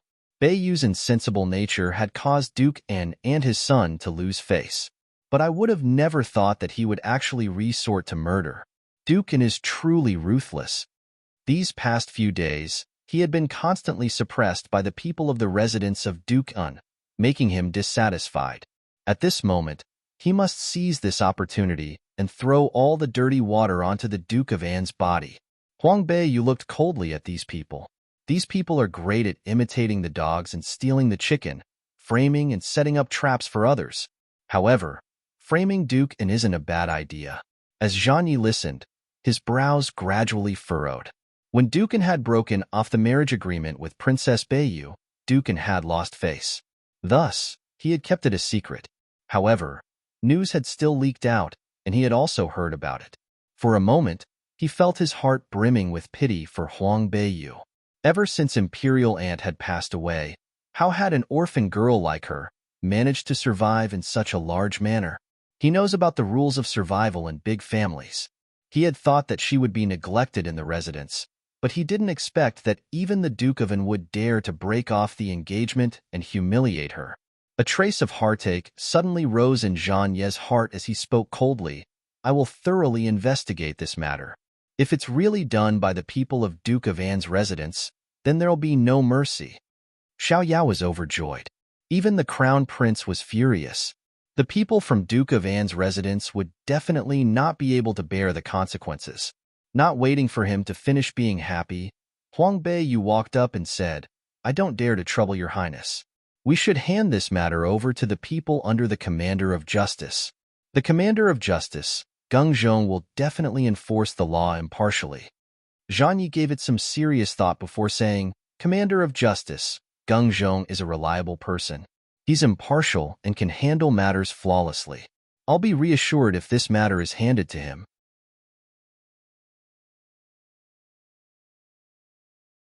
Thank you, Your Highness. The corner of Huang Beiyu's mouth rose. That Commander of Justice, Geng Zhong, is a very fierce character. He doesn't show the slightest mercy to anyone. The matters that enter his hand would definitely let the truth come to light. The person who set fire to kill her today is probably so scared that he wants to die. Huang Beiyu turned her head to look at kneeling concubine Qin, who wanted to frame Duke An, and Xiao Yuancheng, who was very happy just a moment ago. The subtle expressions on their faces right now really makes people feel refreshed. They thought that by making Zhang Yi angry, the people from the Duke of An's residence would suffer, but they would have never imagined that in the middle of their plan, Huang Beiyu would jump out and hand this matter to the Commander of Justice. Geng Zhong was simply a piece of stinky stone, cold and hard.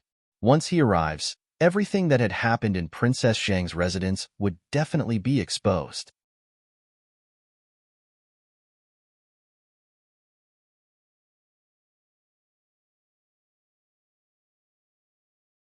Return 10 times as much for. When the time comes, it's not as simple as just setting the fire up and killing someone. There was also secretly storing wealth and corruption involved. These matters, none of it can escape. Maybe then, even all the sufferings that Huang Beiyu had to endure within the manor would be revealed.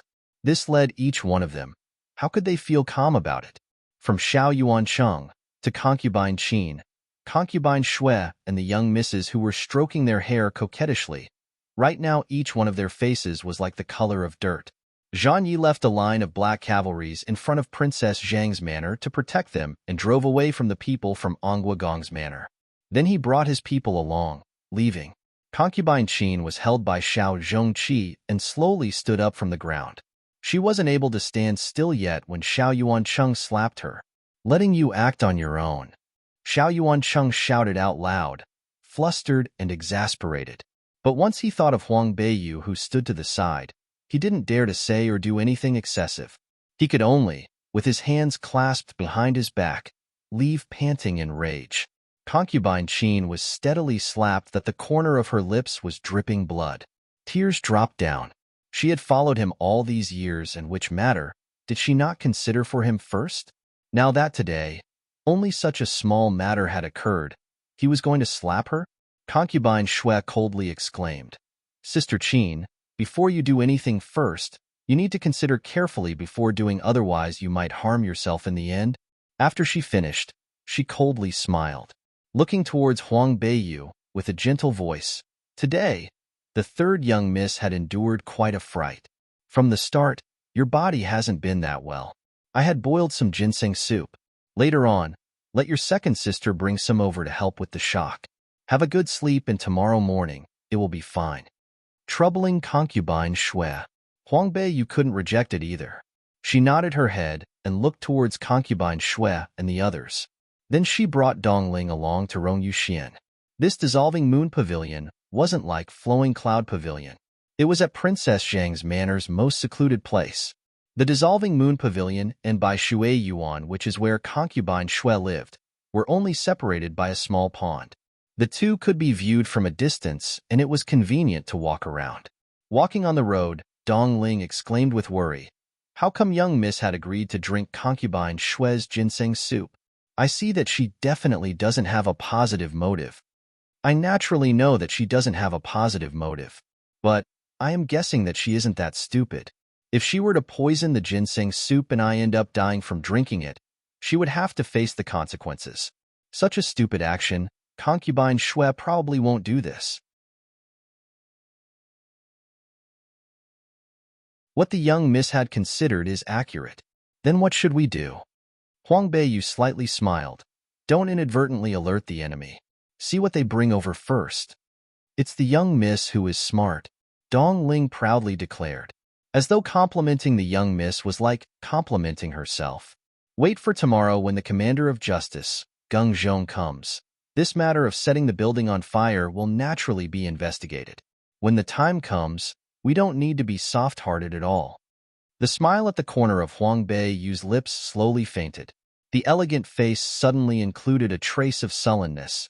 Investigate for the truth to come to light. I am naturally happy.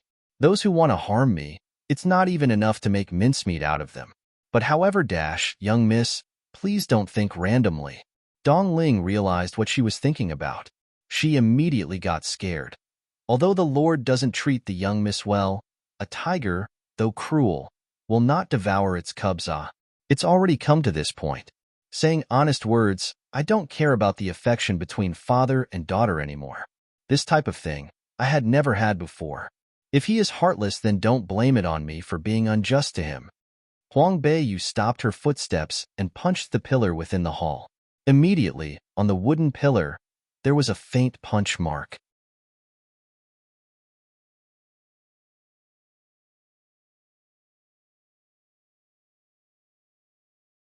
Return 10 times as much. 5. Dong Ling looked at her with a pained expression. Why? If only the master doted on the young miss like the way he loved and doted on the second and fourth miss, how nice would it be? Why does master dislike such a good person like young miss? He even wanted to inspect every nook and cranny of Dissolving Moon Pavilion even though there wasn't anything suspicious there. Huang Bei Yu entered the room. Dong Ling had already cleaned up the room. This place was bigger and more luxurious than the Flowing Cloud Pavilion. Third miss, our young lady has brought you the ginseng soup. There was someone knocking on the door. Huang Bei Yu signaled to Dong Ling with her eyes, and Dong Ling went to open the door. Sure enough, it was Xiao Yun who personally brought in the soup and saw Huang Bei Yu sitting on the bedside. She smiled and said, Is third sister preparing to sleep? Quickly drink the ginseng soup. Huang Bei Yu smiled as she received it. When she smelled it, her eyebrows knitted together. As expected, it wasn't poisonous. However, if one takes a closer look, they could still smell the scent of medicine. Her body was immune to poisons, so there was no problem with drinking anything. She took a sip in front of Xiao Yun and set it down. It's already so late, and yet second sister still came to give me medicine. I feel really guilty. When Xiao Yun saw her take a sip, the worry in her heart finally disappeared. Initially, she had thought that Huang Bei Yu would be very cautious and refuse to drink. But now, there was no need to worry. Third sister, what are you talking about? Since I'm the older sister, I naturally should take care of you. Xiao Yun smiled. It's already late at night. I won't disturb your rest any longer. Dong Ling, hurry and send second big sister off. No need. Xiao Yun waved her hand and let her servant Xianai out. Once she left, Huang Bei Yu took the bowl and spat out all the medicine. Dong Ling's eyes widened slightly as she smiled. Where did young miss learn such a technique? You can even talk with soup in your mouth. I'll teach you next time. Huang Bei Yu smiled. She knows how to do a lot of things. I'll go out for a bit. After picking up the black cloak, she left. Xiao Yun brought Xian'ai and hurried back to the Jade Water Courtyard. She looked around before closing the door of the Jade Water Courtyard. Doesn't this show that she has a guilty conscience? Huang Beiyu's black figure soundlessly went up to the roof. Listening to the sound, she lifted up a piece of brick and looked inside. It was Concubine Shue's room. Concubine Shue had just taken a shower and lit incense in her room. She was currently combing her hair with a comb. All the maids in the room had left. Mother, she drank it. Xiao Yun walked over happily and put her arm around Concubine Shue's shoulders. This time, I can finally rest easy. You personally watched her drink it? Concubine Shue was a little unsettled. Why was everything so smooth? Wasn't Huang Beiyu very intelligent? Yes, Xiao Yun said resolutely, looking at her appearance. I'm afraid she has suffered quite a bit of shock today. Only then did Concubine Shue let out a relaxed smile. After drinking this medicine, she'll be like Princess Zhang, sick to the point where even immortals wouldn't be able to save her. She'll die after spitting out a mouthful of blood. A cold light flashed in Huang Beiyu's eyes when she heard Concubine Shue mention the death of Princess Zhang. Indeed, it was her who had poisoned Princess Zhang that year, resulting in the sudden death of the normally healthy Princess Zhang. Such a vicious woman. She's ungrateful, cruel, and unscrupulous. Xiao Yun blinked and asked curiously, Mother, is it true that even a doctor can't figure out this medicine? Of course, this medicine is very secretive. Even a refining pharmacist wouldn't be able to figure it out. Concubine Shue smiled coldly. Mother, how did you get such an amazing medicine?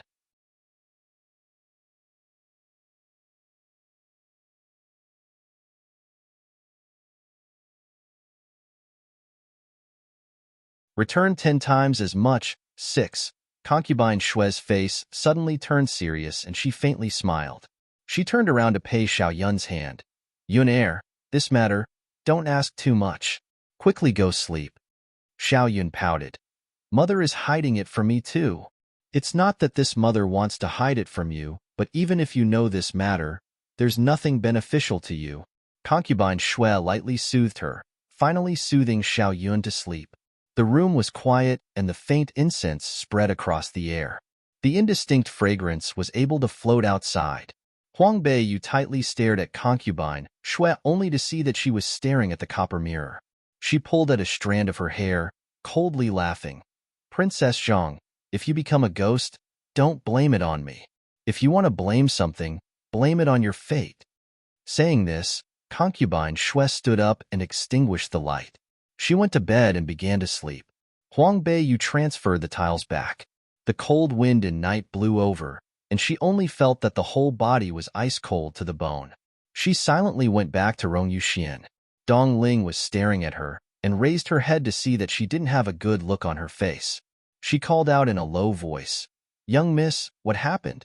Huang Beiyu took off her black cloak and placed it in her space ring. She slightly shook her head. Sitting by the edge of the bed, she drank a cup of warm tea. Nothing. Dongling, you were more mature than me. Do you remember in the past if the mother had offended someone of incredible status? Or did she have any enemies? Dongling had no idea why she suddenly wanted to ask this, and she felt it was secretly strange in her heart. However, since the young miss had asked, she had answered honestly. Princess Zhang was kind-hearted and generous. The country's common people all love and respect her. Especially the other powerful countries within the Karti mainland, like Beiyao, Shirong, Dongli, and other countries, towards Princess Zhang, they all praised her. Most of the powerful people on Karti mainland all admire Princess Zhang's personality. If something went wrong with Princess Zhang, they would all naturally come to help. Dongling didn't hear that Princess Zhang had any enemies. Is that so? Huang Beiyu nodded her head. Princess Zhang's personality, that indeed had no other words to say. Even though she passed away for so many years, when the common people spoke of her, it was all of a thankful tone. From her childhood memories, she didn't hear that Princess Zhang had offended anyone either. Then what did Concubine Shue mean by the words today? Who was going to harm Princess Zhang? This question kept on perplexing in Huang Beiyu's mind. The entire night, she rolled back and forth, unable to sleep. The second day in the morning, she woke up with dark circles under her eyes.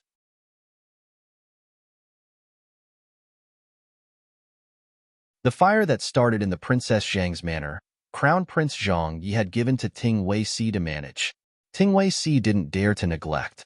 Early morning, they had sent someone over. Because this was Princess Zhang's manor, in the past this Ting Wei-gungzhong was recommended to positions by Princess Zhang. This led him to take the seat of Ting Wei steadily. Otherwise, with Gungzhong's honest and just attitude as well as his stubbornness, who knew how many times he would have offended the influential officials and be pulled down from his position. Therefore, in the morning, Ting Wei-gungzhong personally came as well. He came early to salute to Princess Beiyu. Although Xiao Yuanqing's heart was dissatisfied, he was unable to offend Gungzhong. Therefore, he could only invite him over to the front hall, containing thoughtful etiquettes. He let him drink some tea and sent people to ask for Princess Beiyu's presence. The whole night, Huang Beiyu didn't sleep well. The face, naturally, wasn't good-looking. When she was held by Dong Ling out, the originally weak body seemed even paler and withered. Xiao Yun's face brightened. In her heart, she secretly grinned. Mother's medicine, as expected, was powerful. That Gungzhong was a handsome man in his 30s. His face was serious and didn't smile. He was tall and with the temperament of a martial arts man. He had been in charge of the prison for many years.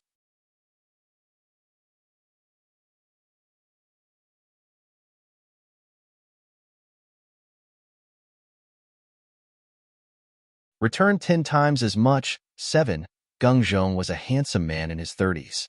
He had a stern face, unsmiling expression, and a tall and straight back. He exuded the temperament of a military man. He had been in charge of prisons for many years. Thus, he emitted a majestic yet cold aura. The people standing in front of him didn't dare to move. The moment Huang Beiyu walked in, Gungzhong could immediately tell that she was Princess Beiyu. He immediately stood up. Gungzhong stepped forward. His clothes fluttered as he knelt on the ground, bowing to her. Commander of Justice, Gungzhong greets Princess Beiyu. Commander of Justice, please get up, Huang Beiyu quickly said. The official position of the Commander of Justice was very high. Even though she is a princess, there was no need for him to be so courteous. Yet Gungzhong had performed all the etiquette before he was willing to rise. This action made everyone in the hall extremely unhappy. They all felt resentment in their hearts. This time, I will investigate the matter of the arson and find out what happened. I will give the princess an explanation, Gungzhong said in a serious tone. He swept his cold eyes across everyone's faces in the hall. Everyone shuddered and shrank back simultaneously. Thank you, Commander of Justice. Huang Beiyu slightly helped him up. Serving the princess is my duty. Gungzhong took out a brocade box from his storage ring as he said this. These are 2 sleeping pills. The princess must have been frightened and feel uneasy. Princess should place these sleeping pills in the incense burner to calm your nerves and heart. Huang Beiyu took it and laughed.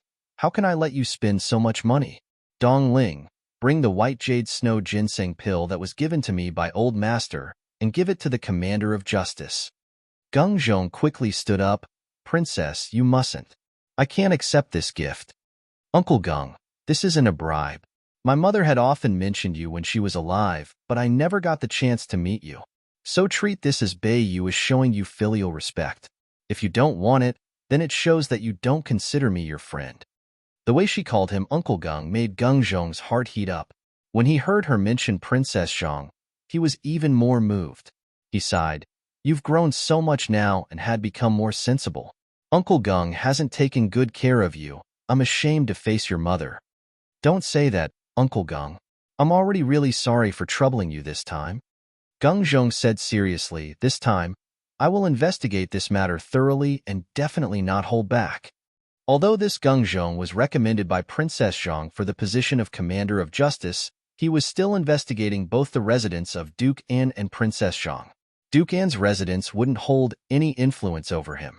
However, in Princess Zhang's residence, there is Xiao Yuancheng.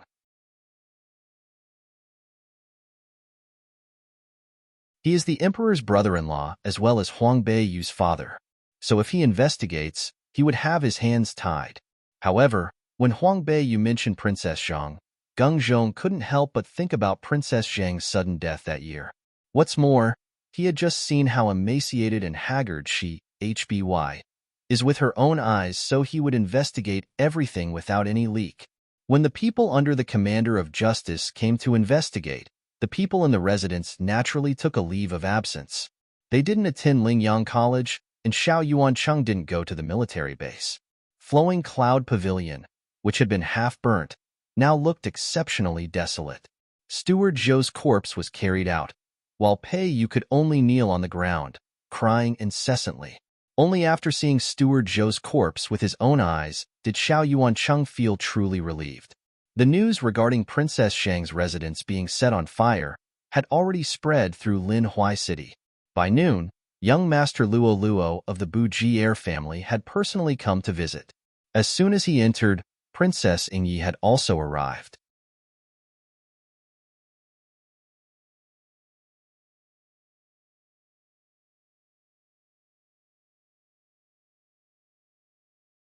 Returning 10 times as much, 8, the princess had arrived. It was another torture. Everyone within the Princess Zhang's manor all came out to salute and pay respects. Princess Ingye's face was unhappy. She pulled at Huang Beiyu's hand, sitting on the main seat in the front hall. The beautiful phoenix eyes coldly stared at Xiao Yuancheng and a couple of young misses. She coldly exclaimed, "Today, what happened had spread outside. Emperor's son-in-law Zhao's deeds really lead people to be shocked. Today, due to the fact that the people within the Princess Zhang's manor were not allowed outside, so Xiao Yuancheng had no idea what happened outside yet. Seeing that Princess Ingyi was that angry, he was really confused. This official is stupid. Princess Ingyi, please explain." Princess Ingyi harshly slapped the table. Standing up, she hollered, infuriated, "You're stupid? Not only are you stupid, but you are also an idiot. You are so brave, Even Princess Zhang manages financial affairs. You dared to secretly store and be greedy over." Xiao Yuancheng's heart immediately turned heavy after hearing this. How come this matter? Even Princess Ingyi had heard this. He was frightened badly. He hurriedly kneeled down. "Princess, please investigate thoroughly. This official had been framed, Framed? Humph. This matter, before, I had just ordered for Ting Wei Gung for him to investigate this. Whether you have been framed or not, we will find out after the investigation." Xiao Yuancheng's thoughts immediately turned cold. The cold sweat on his forehead constantly appeared. The hands and feet were both trembling. Luo Luo, who sat in the guest seat, was actually quietly smiling. "I heard Nanny Country, towards the crime of greed and corruption, punishes extremely harsh. Emperor's son-in-law Xiao, you already take the position as the son-in-law. Everything in the Princess Zhang's manor is yours, so how come you still needed to take the risk in being greedy, leading you to take on this crime?" This Buji heir Luo Luo, although he is not a member within the royal family, Buji heir family's power was too vast. Likewise, Xiao Yuancheng was unable to offend him as well. Even if he was mocked and satirized, he could only awkwardly smile. Huang Beiyu looked at Xiao Yuancheng, slowly exclaiming, "Before the truth comes out from the investigation, we can't accuse the father of such things. Father, first get up and take a seat." This Princess Ingyi personally ordered for the people of Tingwei Sea to investigate the matter of Princess Zhang's manor's corruption and greed. How could Xiao Yuancheng still be able to sit down?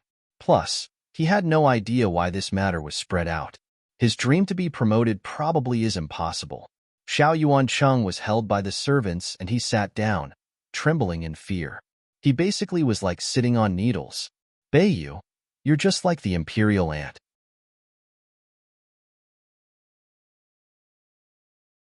You both are kind and generous. That's why everyone had bullied on your head." Princess Ingyi, today, was determined to teach a lesson within Princess Zhang's manor. This morning, she had heard that Xiao Yuancheng was corrupting the financial affairs within Princess Zhang's manor, and this led her to be infuriated. Plus, based on the past rumors about Princess Beiyu, how could she still sit down and not do anything? The imperial ant isn't here anymore. But Huang Beiyu is still part of the royal family. These people dared to bully her like this, so in the future, wouldn't they flip the sky over? Her words were especially said for Xiao Yuancheng and the concubines to hear. Once concubine Qin had heard this, she couldn't help to mumble under her breath, "Kind and generous?" If this Princess Ingyi had seen the harsh look on Huang Beiyu's face when she killed someone, she wouldn't be saying that she was kind and generous. Princess Ingyi looked at the concubines who stood by the side, coldly explaining, "This type of ugly matter within Princess Zhang's manner of corruption and greed. I had seen through son-in-law Xiao. No one can escape the guilt. Everyone within this manor will be investigated." Concubine Shui and concubine Qin's faces were pale white. Princess Ingyi didn't give them the chance to talk, continuing to say, "Today, it's convenient that Ting Wei Gungdaran and Bu Jier family's Luo Luo is here. I will let Gungdaran bring the token in order for young Master Luo Luo to check everyone's account within the manor."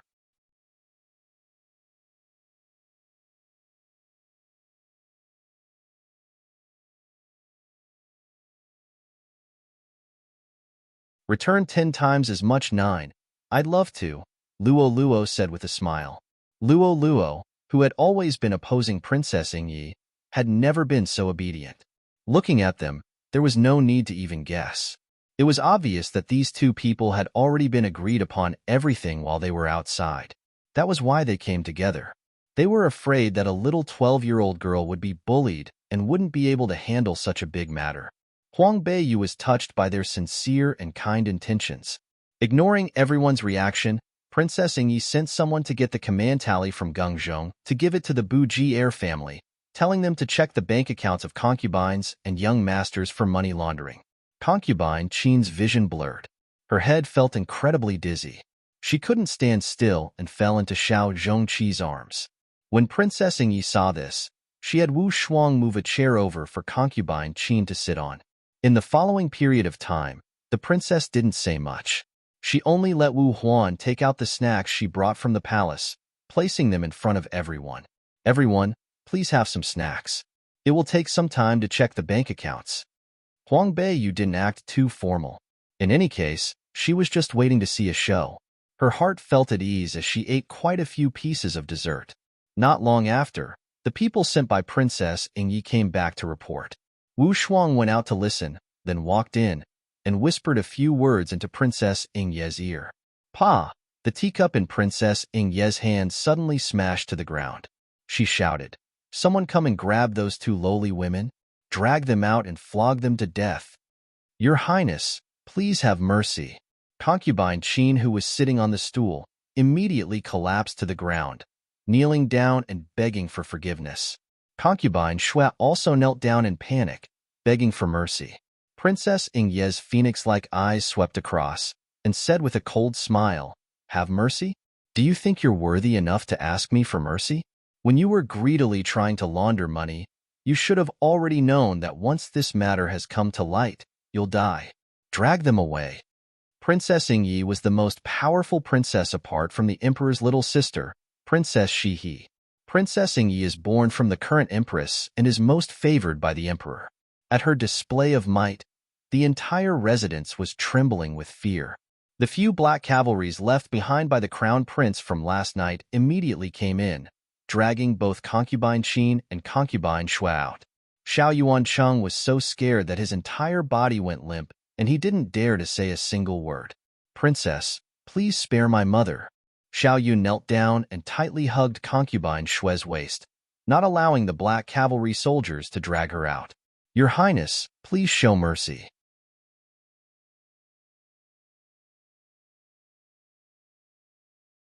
Xiao Zhongqi also knelt down.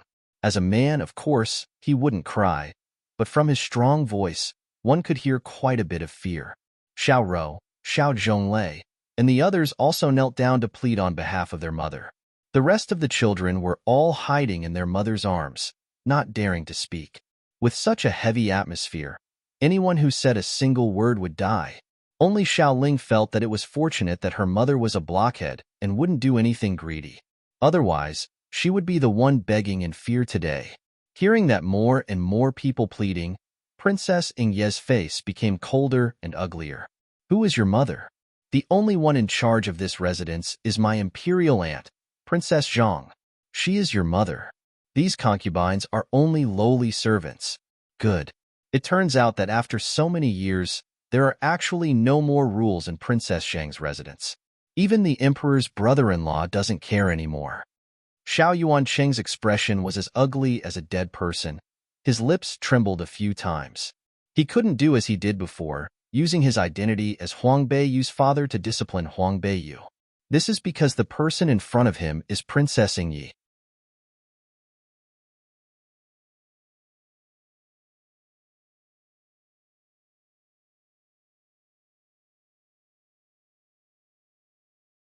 Return 10 times as much, 10. What Princess said is right. It's this official's fault for not teaching my family well. Xiao Yun and the others paled in fear. For many years, they have been used to calling their own birth mother as mother. After all, Princess Zhang is no longer alive. Because she is no longer alive, there was no one else in the residence who would care about this matter. However, they had all just realized that calling their birth mother, go against the rules. By addressing their birth mother who are only lowly concubines as mother, it would raise their status to the same level as Princess Zhang. This is extremely disrespectful considering that Princess Zhang is a princess. Furthermore, they would have to bear the crime of disrespecting royalty. Why are they still here? Quickly drag them away and beat them. They are merely concubines, yet they still dare to act so arrogantly. Flog those lowly concubines to death with the rod. Their corpse is not allowed to be buried, and their memorial tablet cannot enter the ancestral hall. Princess Ingye's gaze was full of loathing and disgust as she glanced at the concubines. The Black Cavalry didn't dare to slight Princess Ingyi. They immediately dragged concubine Qin and concubine Shui out to the courtyard and ruthlessly hit them with the rod. The soldiers have to continuously hit them with the rod until they are dead. Once they receive the Commander of Justice's command token and check their bank accounts at the Bujier family, all the little tricks and schemes they had committed over the years would be exposed. Concubine Qin and concubine Shui felt their heart turn into ash. They are being dealt by Princess Ingyi. Furthermore, with Commander of Justice Gung here, their roads are all blocked. When the two people were hit by the rod, their blood-curdling screams resounded throughout Princess Zhang's residence. Third sister, I beg you to say something and save the concubines, Xiao Rou cried out as she begged her. She kneeled on the ground as she walked towards Huang Beiyu's foot. Xiao Rou isn't stupid. She knows that Princess Ingyi was doing this in order to help Huang Beiyu. As long as Huang Beiyu plead for leniency for the two concubines, Princess Ingyi would definitely give her face and stop. Huang Beiyu peacefully sat on the chair. There wasn't even a hint of sympathy present on her young and delicate-looking face. Instead, her expression was calm and indifferent. She slightly lowered her head and looked at Xiao Rou, slowly said, Fourth sister, all the deeds that concubine Qin and concubine Shui had done has all come to light. There is concrete evidence supporting their misdeeds. Now that the matter has come to this point, I advise you to try to convince concubine Qin to tell us any other matters she had concealed. If she truthfully confesses, Princess Ingyi might spare her life. Xiao Rou's eyes were full of tears.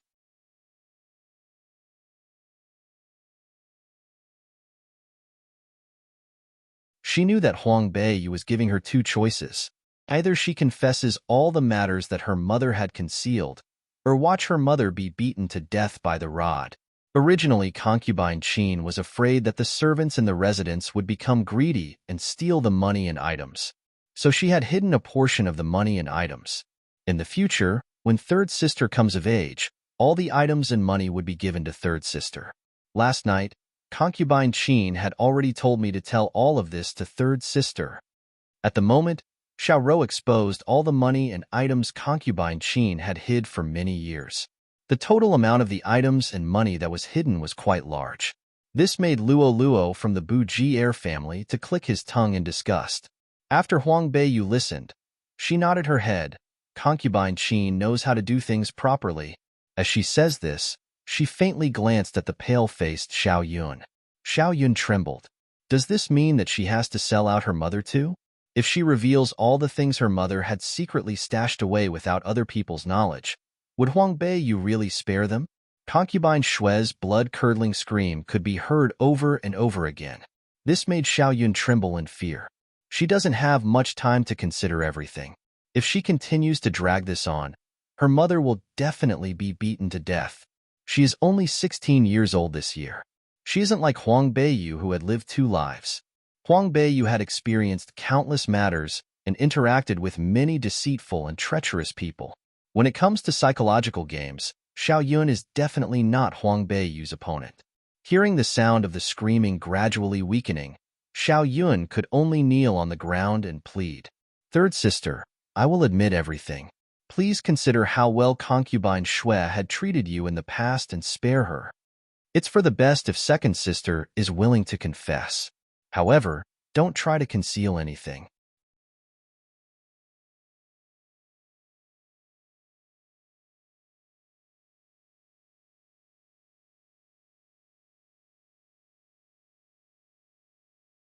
Return 10 times as much 11. If the second sister would say it, it would be the best. However, the second sister best not hide anything. Tingwei Darren is within the manor right now. If he finds out that you are hiding something, then even I can't save concubine Shui. Huang Beiyu harshly exclaimed. This Xiao Yun wasn't like Xiao Rou, that easy to be fooled. Xiao Yun was a woman with a scheme. She mustn't look down upon her. Yes, yes. I will say everything. Xiao Yun cried and narrated in full detail of everything that happened while the people of Tingwei Si recorded this. Huang Beiyu then raised her head, exclaiming towards Princess Ingyi, Princess, concubine Shui, and Qin haven't had the best life all these years. I think that they can be freed from death, but still needed to be punished. Because you guys have served my father for all these years, leave them within the Princess Zhang's manor's prison. Princess Ingyi naturally respected her opinions, waving her hands outside. Enough. That concubine Shui and Qin were beaten half to death, lying on the ground with their last breaths. On top of the noble and grand clothes, it was all covered in blood, shocking to the eyes. Princess Beiyu is kind enough to have mercy on you guys. Quickly thank Princess Beiyu. Princess Ingyi declared coldly. Thank you, Princess Beiyu. Concubine Shui was still able to clench her teeth and announce this. On the other hand, concubine Qin just opened her mouth when she fainted. Huang Beiyu waved her hands in regards to Xiao Yun and the group of people. Bring the 2 concubines to prison. Xiao Zhongqi watched as concubine Qin was injured severely, clenching his teeth. Princess Beiyu, the 2 concubines have serious injuries. You should call for a physician over to check first. I have a couple of pills used to treat injuries. In a while, I will send it over for the 2 concubines.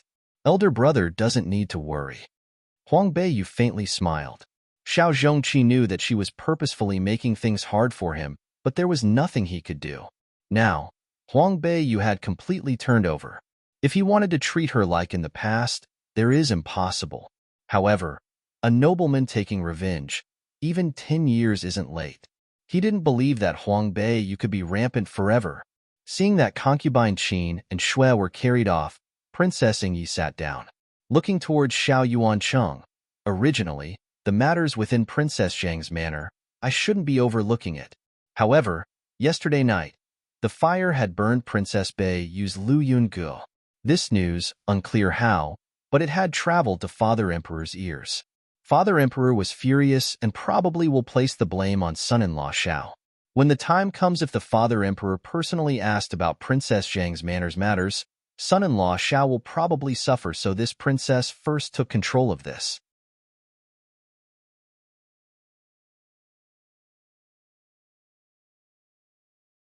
Yes, thank you, princess, for understanding this old official.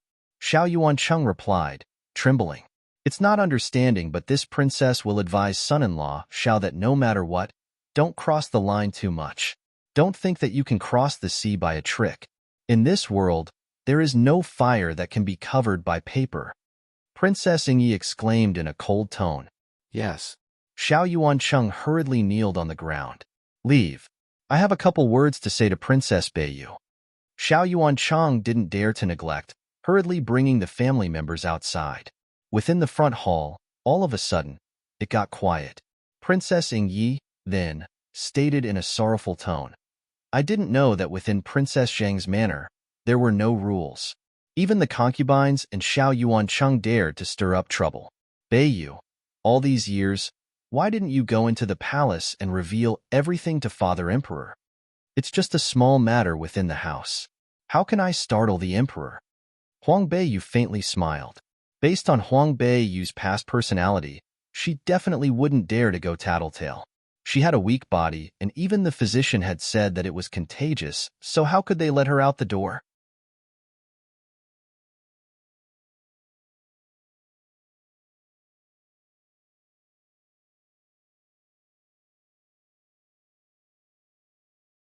Return 10 times as much, 12. Seeing that she acted indifferently, Princess Ingyi didn't say anything more. She faintly smiled. This time, it was Luo Luo, this small dude who had come up with a good idea. Otherwise, we don't know how to even teach these audacious slutty concubines a lesson. Huang Beiyu looked at Luo Luo. As it turned out, it was his idea. Yesterday night, she went to the family of Bujier with Shi Tian's status in order to let Luo Luo get a hold of evidence that concubine Shui and Qin have been personally hiding money.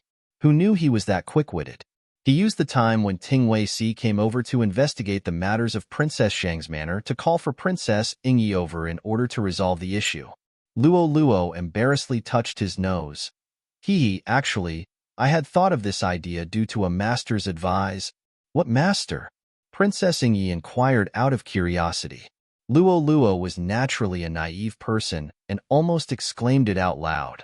However, he suddenly thought about it and closed his mouth. There is still class within the Imperial College. I will go now.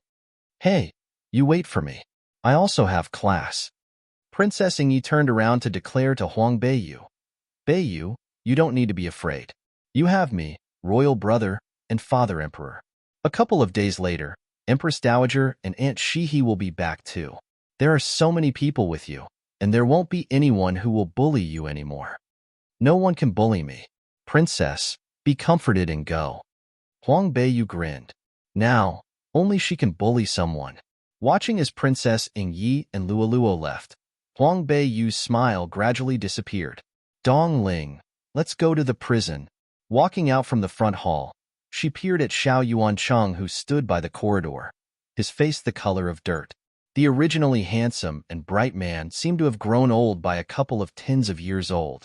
The eye sockets deeply fell down on his face, looking at Huang Beiyu in a pitiful way. Huang Beiyu halted her footsteps, looking at him. Father, Tingwei Darren didn't find out anything yet. You don't need to be too worried. Go back and rest. Don't overexhaust yourself. Beiyu, Xiao Yuancheng hoarsely spoke. Huang Beiyu ignored him, walking with Dong Ling towards the prison. The prison within Princess Zhang's manor had been dim and damp for a long time. Concubine Qin enjoyed torturing people so frequently, she would leave those who didn't appeal to her in the prison. Huang Beiyu had been closed down there a couple of times before as well. Therefore, she was quite familiar with the prison. The servant who looked after the prison led the path, holding a torch.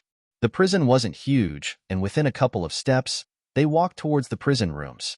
Concubine Qin and Shui were enemies. They weren't shut down here together. Concubine Qin had one room and Concubine Shui was in the one inside.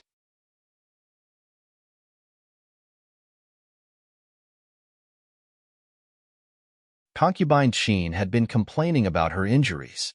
In the past, Xiao Zhongqi was still a well-regarded young master. He had saved a couple of growth muscle pill, and at this time, he took them all out, used for Concubine Qin to heal herself. Xiao Ro was by the side, crying and sniffling. In Concubine Qin's heart, she knew that Xiao Ro had talked to Huang Beiyu about betraying her. Therefore, she pushed Xiao Ro out of the way. She was extremely upset and disappointed. Mother, no need to say anything more. Since you think that you will have a future following her, you don't need to come to me anymore.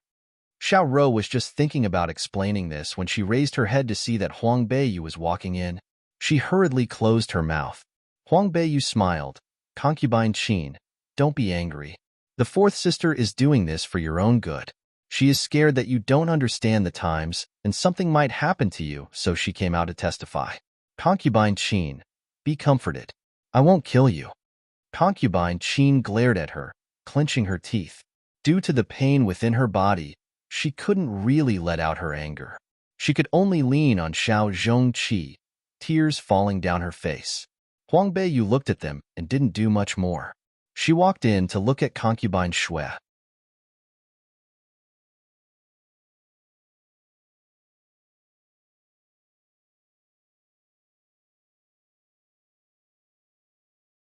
Return 10 times as much, 13. Concubine Shui had just finished rubbing the medicine on her, lying weakly within Xiao Yun's arms. The moment Huang Beiyu came inside, she immediately widened her eyes. She hurriedly sat up, not wanting to lose her faces even if she had to die in front of this girl. Huang Beiyu faintly smiled. She took out an incense burner from her space ring, letting Dong Ling ignite it. She personally held the incense burner while walking in the prison room. Beiyu knows that concubine Shui likes to incense, and within this prison room, it's dirty and smelly. It can be expected that concubine Shui doesn't have the best time here, so within Beiyu's heart, I felt bad. After all, in the past, concubine Shui was that nice to me. She placed the incense burner within the prison room and opened the lid of the incense burner, placing a pill in there. Right then, the smell spread across the room. The filthy stink was quite sudden, and this led people to want to throw up. The coal within the incense burner was also a lump of low-grade coal. The moment it was ignited, it kept on emitting smoke which led people to cough. What are you doing? Is this incense burner supposed to be ignited for the use of people? Xiao Yun stood up, wanting to kick the incense burner away, but the leg seemed to be kicking on a metal board. Tears fell down her face due to the immense pain. She scaredly stared at the incense burner. Huang Bei, you actually added the restriction of the vitality energy on the incense burner. How is this possible? Only summoners could add the restriction of vital energy. Plus, they needed to be higher than a 5-star summoner in order for her to not be able to do anything about it. This Huang Beiyu, wasn't she just a warrior? Although a golden warrior was powerful, she was still just a warrior in the end. Plus, in the past, Xiao Yun, who was a summoner, felt a sense of superiority in her heart. But now, Huang Beiyu looked at her in disdain. A stupid person without a brain. She didn't look at Xiao Yun's surprised look. Instead, she stared at concubine Shui, faintly smiling. Concubine Shui, do you like this smell? Cough, cough. Concubine Shui weakly coughed. Smelling that fragrance, she couldn't help to furrow her eyebrows. This smell? I added the first-rank rotten blood pill within the incense burner. The first-rank pills aren't that strong. The fragrance is ignited, and after taking this in for a long time, the body will slowly start to rot from the inside, making its way outside. Even the bones would be rotten. In the end, you will turn into a pile of blood water. Huang Beiyu casually explained this. Then she slowly walked out of the prison room. Dong Ling hurriedly started fanning the surroundings. You have such a harsh heart. Xiao Yun screamed, wanting to fight her to death. A cold flash of light appeared by Huang Beiyu's eyes. She moved back a step, coldly smiling.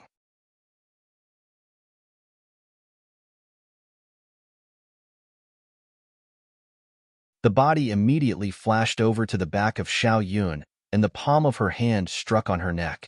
She fainted. Yun Air. Concubine Shui climbed over. Don't worry, she is my second sister. How could I kill her? Huang Beiyu kneeled down and stared at concubine Shui's pale white face. Concubine Shui lifted her head and gloomily stared at her, smiling. Humph. Huang Beiyu, all these years, I underestimated you.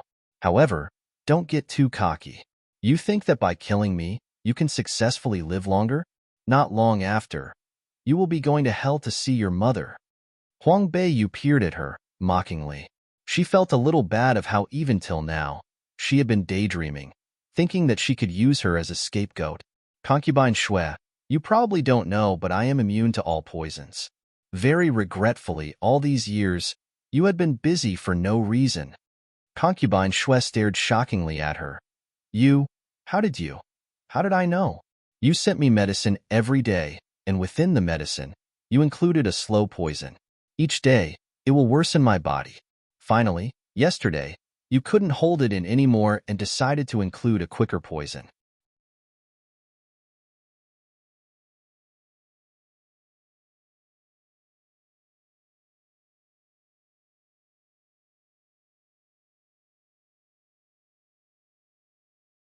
Return 10 times as much, 14. How do I know? Every day, you bring the medicine over to me. Within the medicine, you place slow poison in there. Each day, you plan to weaken my body even more. Yesterday, you finally couldn't hold it in anymore and started to include a quicker poison. That medicine combined with the previous poison could let me die obscurely, right? Concubine Shue held a pale white face on. After a short moment of silence, she started to laugh out loud bitterly. As expected, I had underestimated you. Concubine Shue had noticed just now. It's a little late. Huang Beiyu curled up the corner of her lips. The smile seemed to be surrounded by a layer of ice. However, Concubine Shue didn't die yet before seeing the second sister excel and well-regarded, right? Humph, what do you want? I don't want to do anything. I just want to know how come you had to harm my mother. Who gave you permission? Concubine Shue stared at her, stunned. Who knew? Who knew she found out about this too? This girl. When did she started to plot against her? She was actually deceived all these years. Huang Beiyu, you want to know? Well, then I won't tell you. Huang Beiyu stood up, and the face was icy cold. She lifted her leg to kick Concubine Shue within, unable to tell the good between the bad. Concubine Shue climbed back up, struggling. She smiled a little crazily. Huang Beiyu, do you take me to be a fool? Even if I tell you, you still won't let me go. I'd rather die and pull you with me the whole life. As expected, you have a courageous spirit. Concubine Shue is different from the others. Huang Beiyu exclaimed in a harsh tone. That's right. Even if you said it, I will still kill you. However, if you were to say it, I will leave a full corpse for you. Otherwise, I will be dying either way. What's the difference? Concubine Shue constantly coughed due to the smoke rising from the incense burner. Huang Beiyu peered at her coldly, then as the concubine wishes. This rotten blood pill needs at least a month in order to corrode you fully. Within this time, if Concubine Shue isn't able to hold on, then you can commit suicide. She won't let Concubine Shue die so easily. If she did, it will be too easy on her. She can slowly taste the flavor of the rotten blood pill. Just like Huang Beiyu all these years, she had to endure the poison's torture. It was much worse with what she had to endure compared to Concubine Shue's. Those who offended her, she will return back 10 times as much. Huang Beiyu added the restriction of vital energy outside Concubine Shue's prison room, then left with Dongling. That Xiaoyun had fainted on the ground for a while, then slowly woke up. As soon as she woke up, she pounced on the prison door, pounding on the door that couldn't be opened no matter what. She yelled out loud, "Mother! Mother, how are you?" Yuan Air. Concubine Shue climbed over.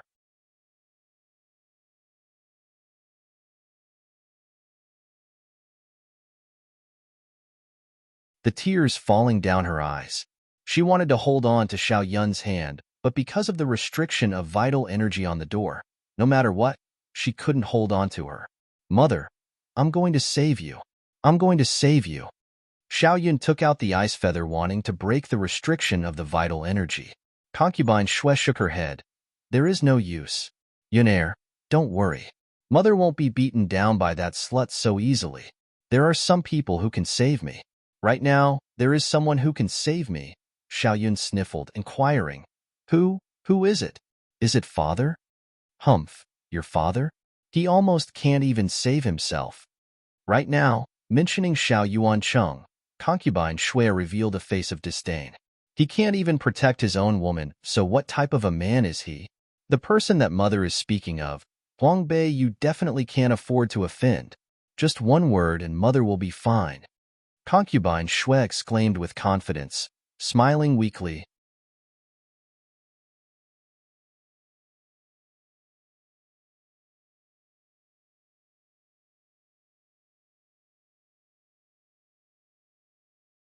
Return 10 times as much, 15. Xiao Yun seemed to have hope now. Who was that person? Concubine Shue opened her mouth and just wanted to say something when she suddenly remembered something scary. She violently shook her head. Can't say. Can't say. This type of expression right now, she seemed to in a crazy daze. The face gradually revealed a painful expression. She pounded at the door, saying to Xiao Yun, Yun Air, quickly go. This thing, smelling for a long time, it's not that good for you. But mother, it's okay. Mother will be saved. Concubine Shui widened her eyes, painfully and with resentment. Slowly, she moved back to the corner of the prison room, smelling the thick smoke within the incense burner. She unceasingly coughed. Outside the prison room, the sun was bright, which sprinkled across the ground. However, there was not a sense of warmth. Young Miss Dong Ling stared at her depressed look, a little worried. Just today, she had found out that not only did Princess Zhang pass away due to concubine Shui, but also that someone else was behind this. The person behind this, I will definitely find out, Huang Beiyu declared with persistence. Dong Ling's eyes were slightly red and she lowered her head, sniffling. Dong Ling, don't cry, Huang Beiyu slowly exclaimed. Dong Ling sniffled. Dong Ling doesn't want to cry. But if you don't want to cry, then become stronger. No matter what happens, the tears won't fall down. She raised her head, the gaze clear but determined. Yes. Dong Ling wiped her tears, not crying anymore. Princess. A servant hurriedly ran over. Dong Ling exclaimed with anger. What type of matters allowed you to yell out loud? The servants within the manor, when they had seen Huang Beiyu, they were all afraid. Therefore, they politely replied. Jing Wang had ordered for people to bring some gifts over, saying that he wanted to apologize to Princess. And there is also, and what? Stop stalling. What type of look is this? Dong Ling rolled her eyes. The servant immediately replied. And Ting Wei Darren ordered for people to tie the lord up. Right now, he is inviting the princess over. Huang Beiyu's hand, which was holding Dong Ling's, suddenly tightened. Dong Ling, in her heart, had stung slightly, but her face was still considered calm. I know. Go reply to the people of Jing Wang saying that princess had been frightened yesterday night and is resting right now. It is inconvenient for her to see any guests now. Another day from now, she will prepare some gifts to go see Jing Wang. Yes. The servants received the orders and didn't dare to stay by Huang Beiyu's side, which was emitting cold air any moment longer. He hurriedly left. Dong Ling's face was pale white and looked towards Huang Beiyu.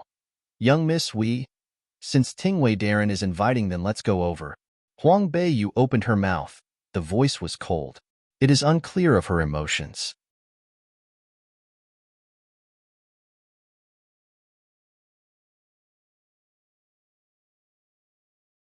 Dong Ling could only nod her head. She held onto Huang Beiyu's hand and slowly walked in the direction of Lu Yungu. The people of Tingwei Si had surrounded Lu Yungu completely. No one was able to move close to the place. Only the people of Tingwei Si could go in to investigate. At this time, outside of Lu Yungu, they had caught many of the people of family Xiao and was now investigating them. This Tingwei Gengzhong was really a harsh figure. Just under broad daylight, he dared to let the people of Tingwei Si carry out a punishment to the people of family Xiao. Those who were beaten by whips had considerable light punishments. When meeting those stubborn ones, they directly carried out huge punishments.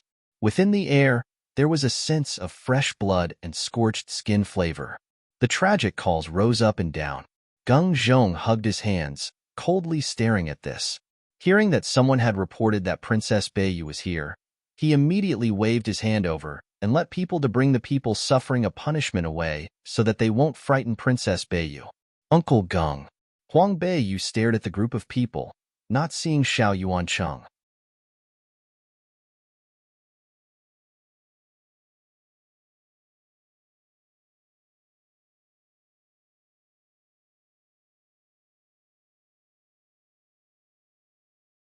Returned 10 times as much, 16. There were many people here.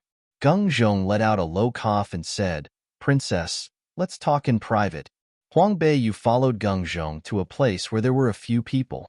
When she saw his expression, wanting to speak but hesitating, she whispered, Uncle Geng, is this matter related to my father? Geng Zhong raised his head and looked at the 12-year-old child in surprise. He secretly marveled at how keen and intelligent she is. Princess, I don't know what to make of this situation. Please give me a hint, Princess. Geng Zhong lowly replied. This situation involved Princess Zhang's manners, reputation, and Princess Beiyu's relationship with her father. He is an outsider, one who acts according to the law. He is upright and plain-spoken, but he didn't have the heart to do so sometimes. Seeing such the young Princess Beiyu, he felt touched in his heart often.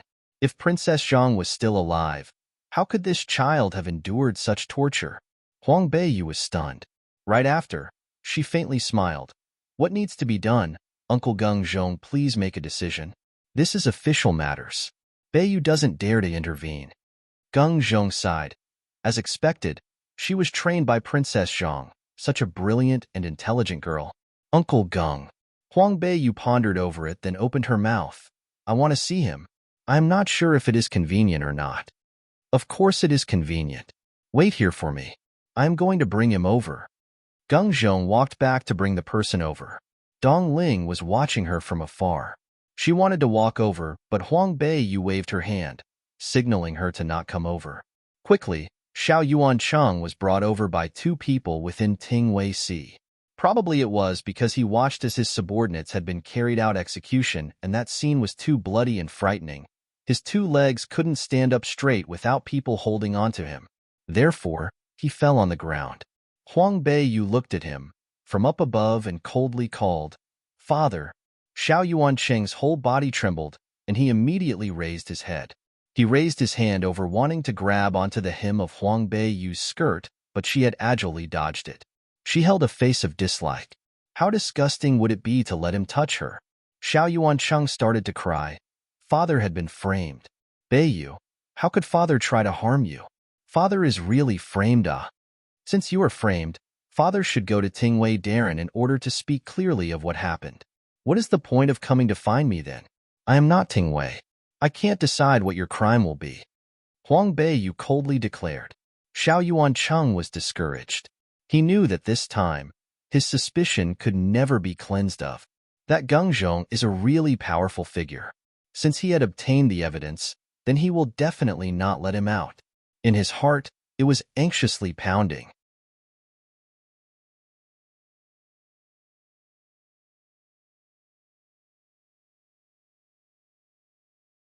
He slowly reflected on this, and he threw his head on the ground, the tears falling down his face. Beiyu, Father didn't want to harm you. I just wanted to get rid of housekeeper Zhou, but who knew that the people that I sent out were that unreliable and actually dash? Huang Beiyu coldly sneered. What a great excuse, ah! Placing the blame on other people, saying that it was someone else's mistake and he had done nothing wrong at all. Coming to this day and age, the affection between father and daughter was that light. This Xiao Yuancheng, what does he want to redeem? She isn't the innocent and immature Huang Beiyu from the past anymore. The innocent and weak one was killed by them, and they didn't even know this yet. Father, now that I call you father still, it's because we indeed are connected by blood. If there wasn't this layer, based on what you have done to me in the past and what happened today, no matter what I won't let you go. Xiao Yuancheng lifted his head, harshly gulping down saliva. He violently nodded his head. Right? I am your biological father. Beiyu, do you really have the heart to watch his father is to be beheaded?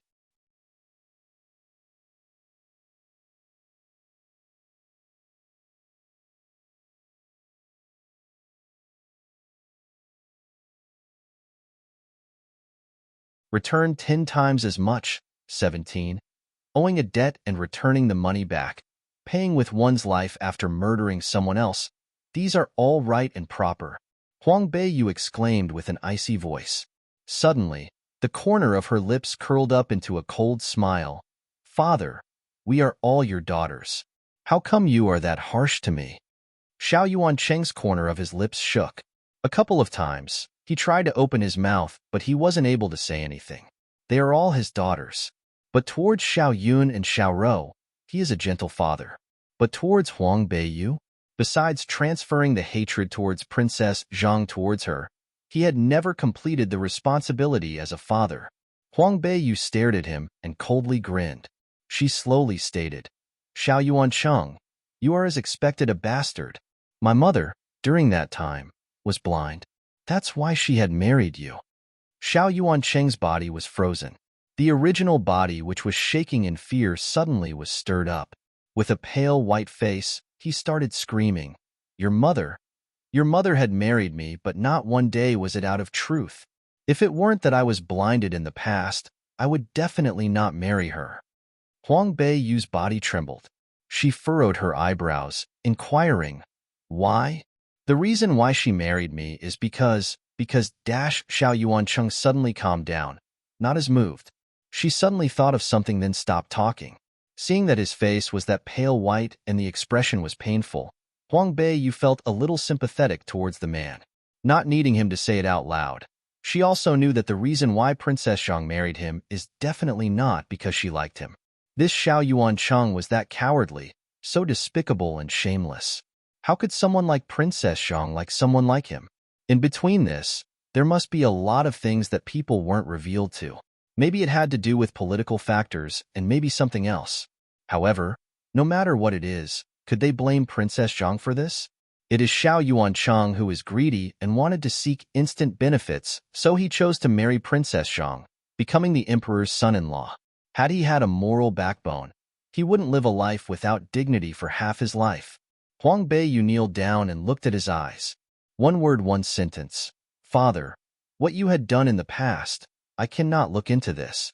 But I will ask you something. You need to answer me truthfully. What matter? Xiao Yuancheng replied, stuttering. He suddenly violently came into contact with Huang Beiyu's cold and clear eyes. The hair within his body had all stood up. In the past decades, how come he had not noticed that Huang Beiyu had such a pair of intimidating eyes? How did my mother pass away? Huang Beiyu's small and exquisite hand harshly held onto his chin, stopping him from avoiding her gaze due to fear.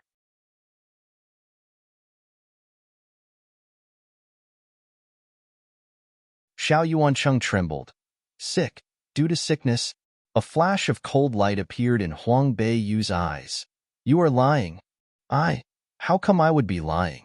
In those years, she had been sick, and from the palace, they had ordered for a couple of tins of palace physicians to come over, but they all could do nothing about it. Up until she passed away, there has always been an imperial physician over caring for her.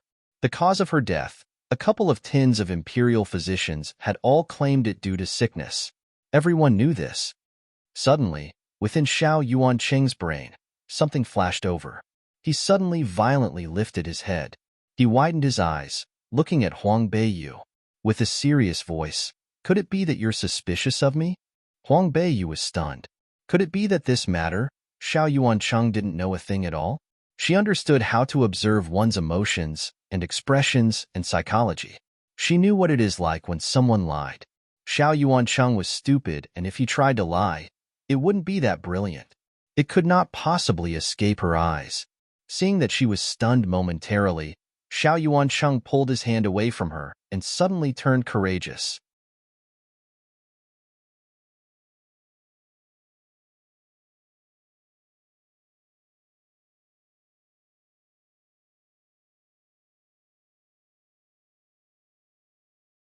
Return 10 times as much, 18. Why would I go harm her? I like her that much. The voice changed from being stirred up to slowly becoming softer. Xiao Yuancheng landed on the ground, weakly. Huang Beiyu slowly stood up, the face a little distracted. Murdering Princess Zhang, this matter, Xiao Yuancheng knew nothing about it. More or less, this comforted her a little bit. If Xiao Yuancheng not only harmed his daughter, but also killed his wife, then he really isn't even worth to be a bastard. Beiyu, could it be that you don't believe me? I didn't harm your mother. She, indeed, passed away due to sickness. The imperial physicians during that time can all serve as evidence. Xiao Yuancheng suddenly stood up and pulled at the hem of Huang Beiyu's shirt, scaredly. He was afraid she will bring this matter up to the emperor. He didn't try to harm Princess Zhang before. But as long as Huang Beiyu exclaimed this to the emperor, based on the emperor's affection to the princess, he will definitely not have a road to live anymore. Xiao Yuancheng was incomparably frightened. He pulled onto the hem of Huang Beiyu's shirt, not letting go. Xiao Yuancheng, don't you dare be presumptuous. Far away came a man's yell. Then a silhouette suddenly appeared and pulled Xiao Yuancheng to the side. Xiao Yuancheng shouted out loud due to fright. The bodyguards within Tingwei Si who were observing from afar immediately rushed over and paid respects to the person who arrived. Salutations to Xiao Yao Wang. The dark green clothes deviated and Xiao Yao Wang turned around, looking at Huang Beiyu. Within his gaze, there were hints of distress. You are you okay? Huang Beiyu shook her head. Looks like Xiao Yao Wang had misunderstood. Before Xiao Yuanchang was just pulling on her clothes to beg for help, not that he wanted to do something to her. However, she wasn't in the mood to explain for Xiao Yuanchang. Right now, she was all over the place in her heart. With regards to the cause of death for Princess Zhang, it had turned into an even bigger mystery. If this mystery wasn't solved, she wouldn't be able to obtain peace in her heart. Bring him down and give him to Tingwei Darren for his sentence, Xiao Yao Wang coldly ordered. Then he walked up, patting her shoulders. Don't be upset, you heir. Besides your family, you also have me. What happened within the manor of Princess Zhang, he had heard also. Before, while he came over, he had met the people of Tingwei Si. This Xiao Yuanchang actually wanted to set the place on fire and harm Princess Beiyu. He had also heard of this. In his heart, besides feeling distressed, it was even more distress. The moment he thought about how she grew up all these years within the home of the wolves, how could he be in a good mood? Xiao Yuanchang had already planned on killing her. Then before, the tortures that she had to endure must be even more.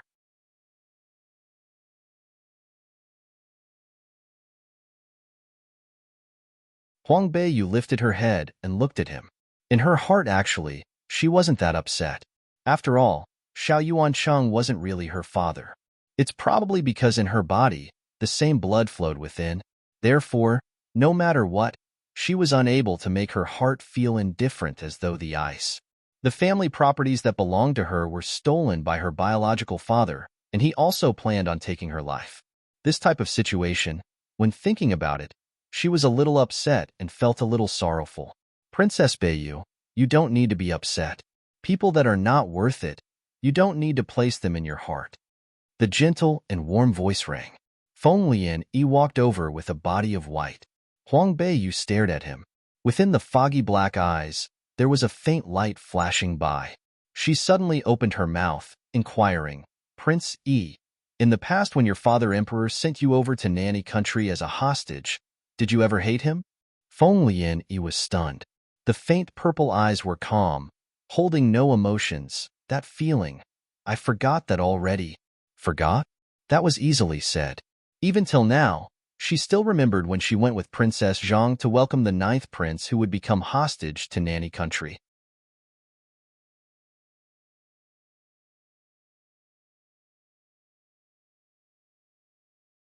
The floating forest won at that time. He was still young, but he didn't cry. However, he watched as the ambassador who brought him over indifferently left without even looking at him. Within his eyes, he held hatred. How could she not hate? No matter how strong her heart was, she couldn't take the betrayal. Wang Ye, there is a lot of things going on within the manor today. I might be inconsiderate while treating you guys today. Next time, I will apologize to the Wang Ye.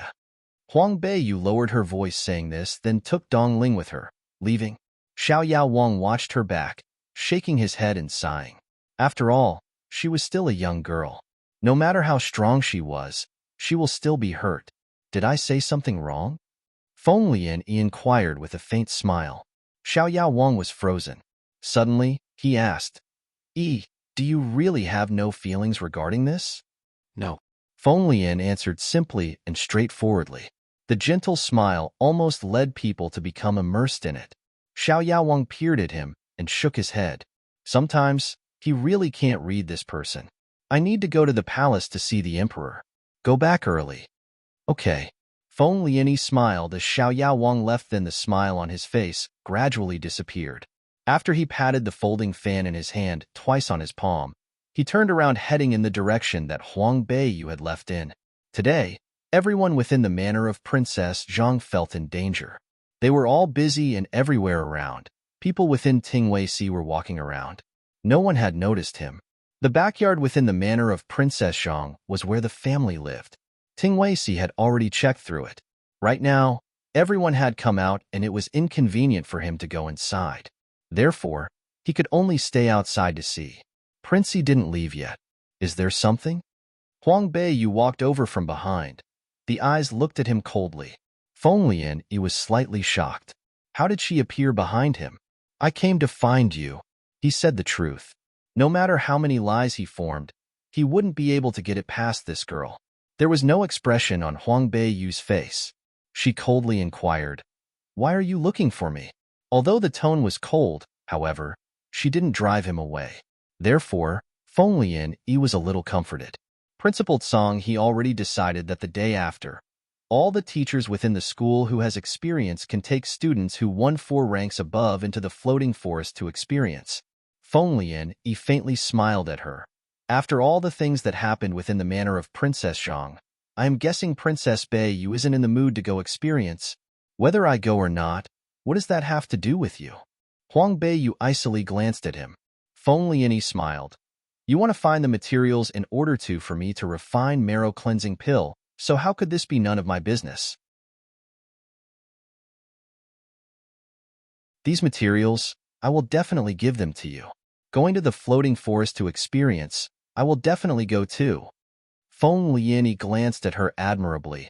After what happened, yet your heart isn't confused. Your mind is clear as well as your target.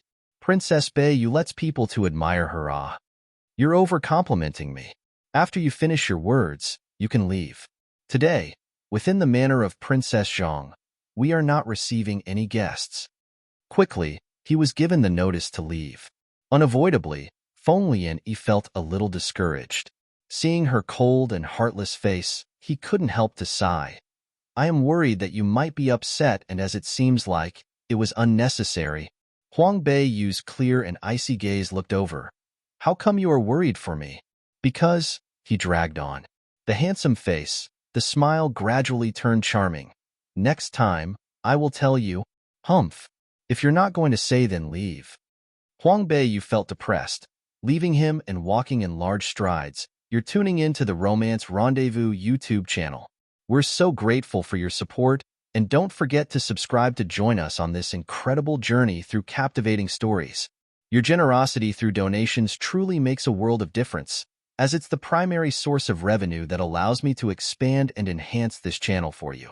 Thank you from the bottom of my heart for being a part of this adventure.